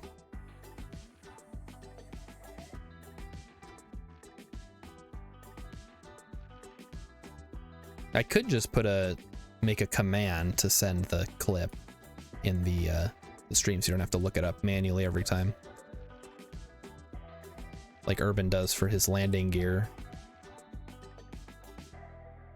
You saw 2 or 3 streams before I got affiliate. Yeah, that's true. I didn't. You helped me get affiliate. Thank you. You were one of the people who really helped me get there. And now I'm gonna help you get to partner. Using all of my powers. Landing gear. Urban's never seen anything about landing gear. Who is this landing gear of which you speak? Right now, it's going to point toward the target. Nice and easy.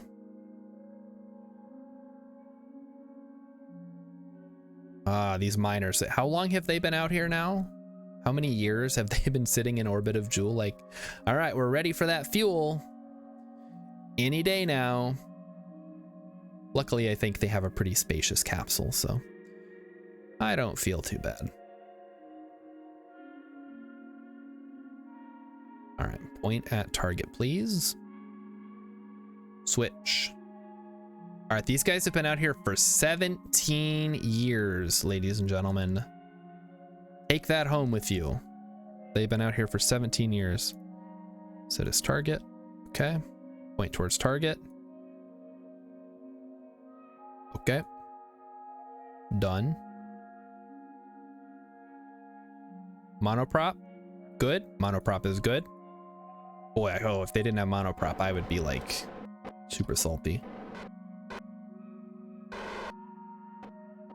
All right. You guys are coming home eventually. Well, maybe. Hope you guys have enjoyed living in this little crew capsule for the last 17 years. Jeez. All right. Put on fine controls here. There will be no mistakes. Everything is smooth. I'm going to slow down to a 0.5 meter per second. Here comes the best, most satisfying rendezvous I have ever had in this game. More satisfying even than the one around Eve with the 2 stations.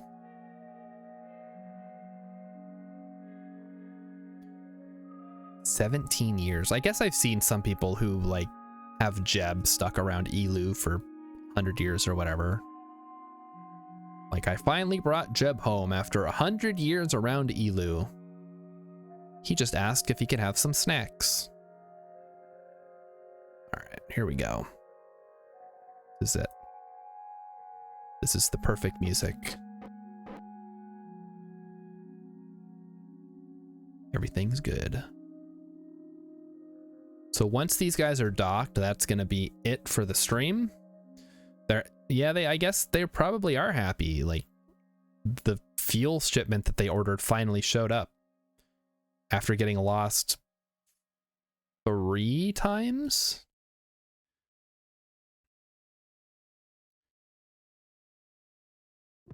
Like, imagine if you ordered your DoorDash and the guy just was like, I got lost, I don't know. Ate your food, I got hungry. And then the next guy shows up and he's like, I got here, but I'm out of food. And then finally the last guy shows up and he's like, okay, I got all the food that you ordered. I only ate a little bit of it. Cool as a cucumber. Yeah, it took a bite out of your chicken tender. I take a bite. All right, 80 meters to go. I'm not even gonna touch the controls until we're within like 10 meters here. I don't want to mess up anything.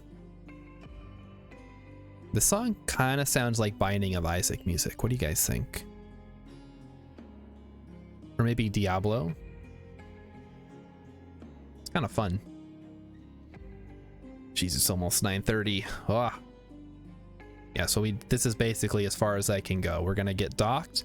Next week, we will put these guys where they need to go. We'll start mining on Vol, and all will be right with the world, hopefully. And I think, yeah, Zeldred is an engineer, so she can go ahead and grab the RTGs and slap them onto the mining craft so we actually have some power.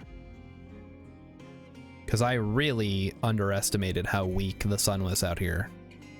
It's so tiny. All right, just a couple adjustments here. There we go. All right, let's speed this up a little bit. I'm sleepy. Sleepy, and I still got stuff to do tonight. Okay, we're closing in. Set as target, yes. Okay. There we go. Blow it down a little more. You are still set as target. Yes. Good.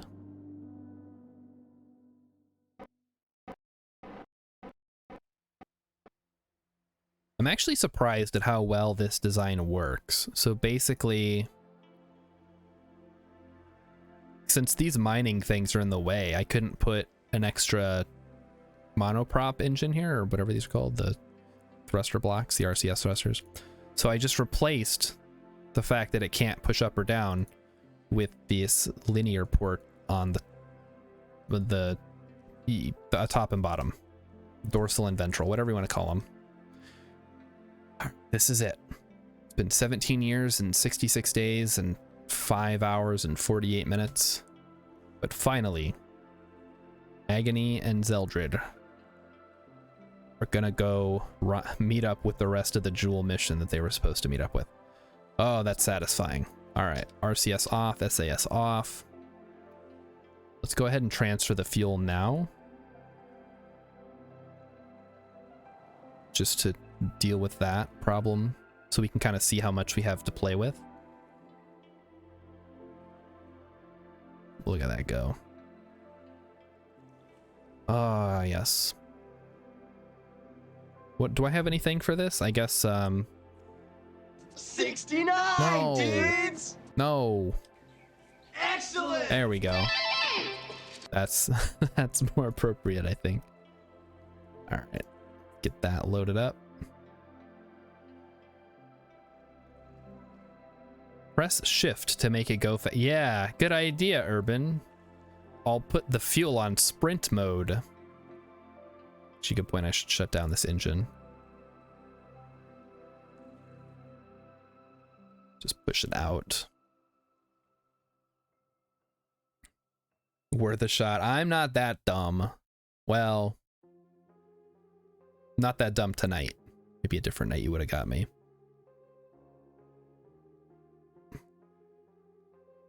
So what I'm thinking here is we can use what's left of the fuel here in these tanks. And yeah, okay. So once this is done, I'm going to disable crossfeed. Disable crossfeed. Okay. And let me open this up so I can see. So next time we're going to pull the RTGs out of this thing and put them on this thing. We are going to get a trajectory to get to Vol to rendezvous with the rest of the Jewel mission that they were supposed to rendezvous with 17 years ago.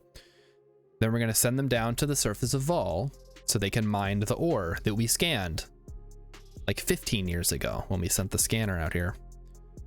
All right, so that's it. Oh, let's go to the tracking center.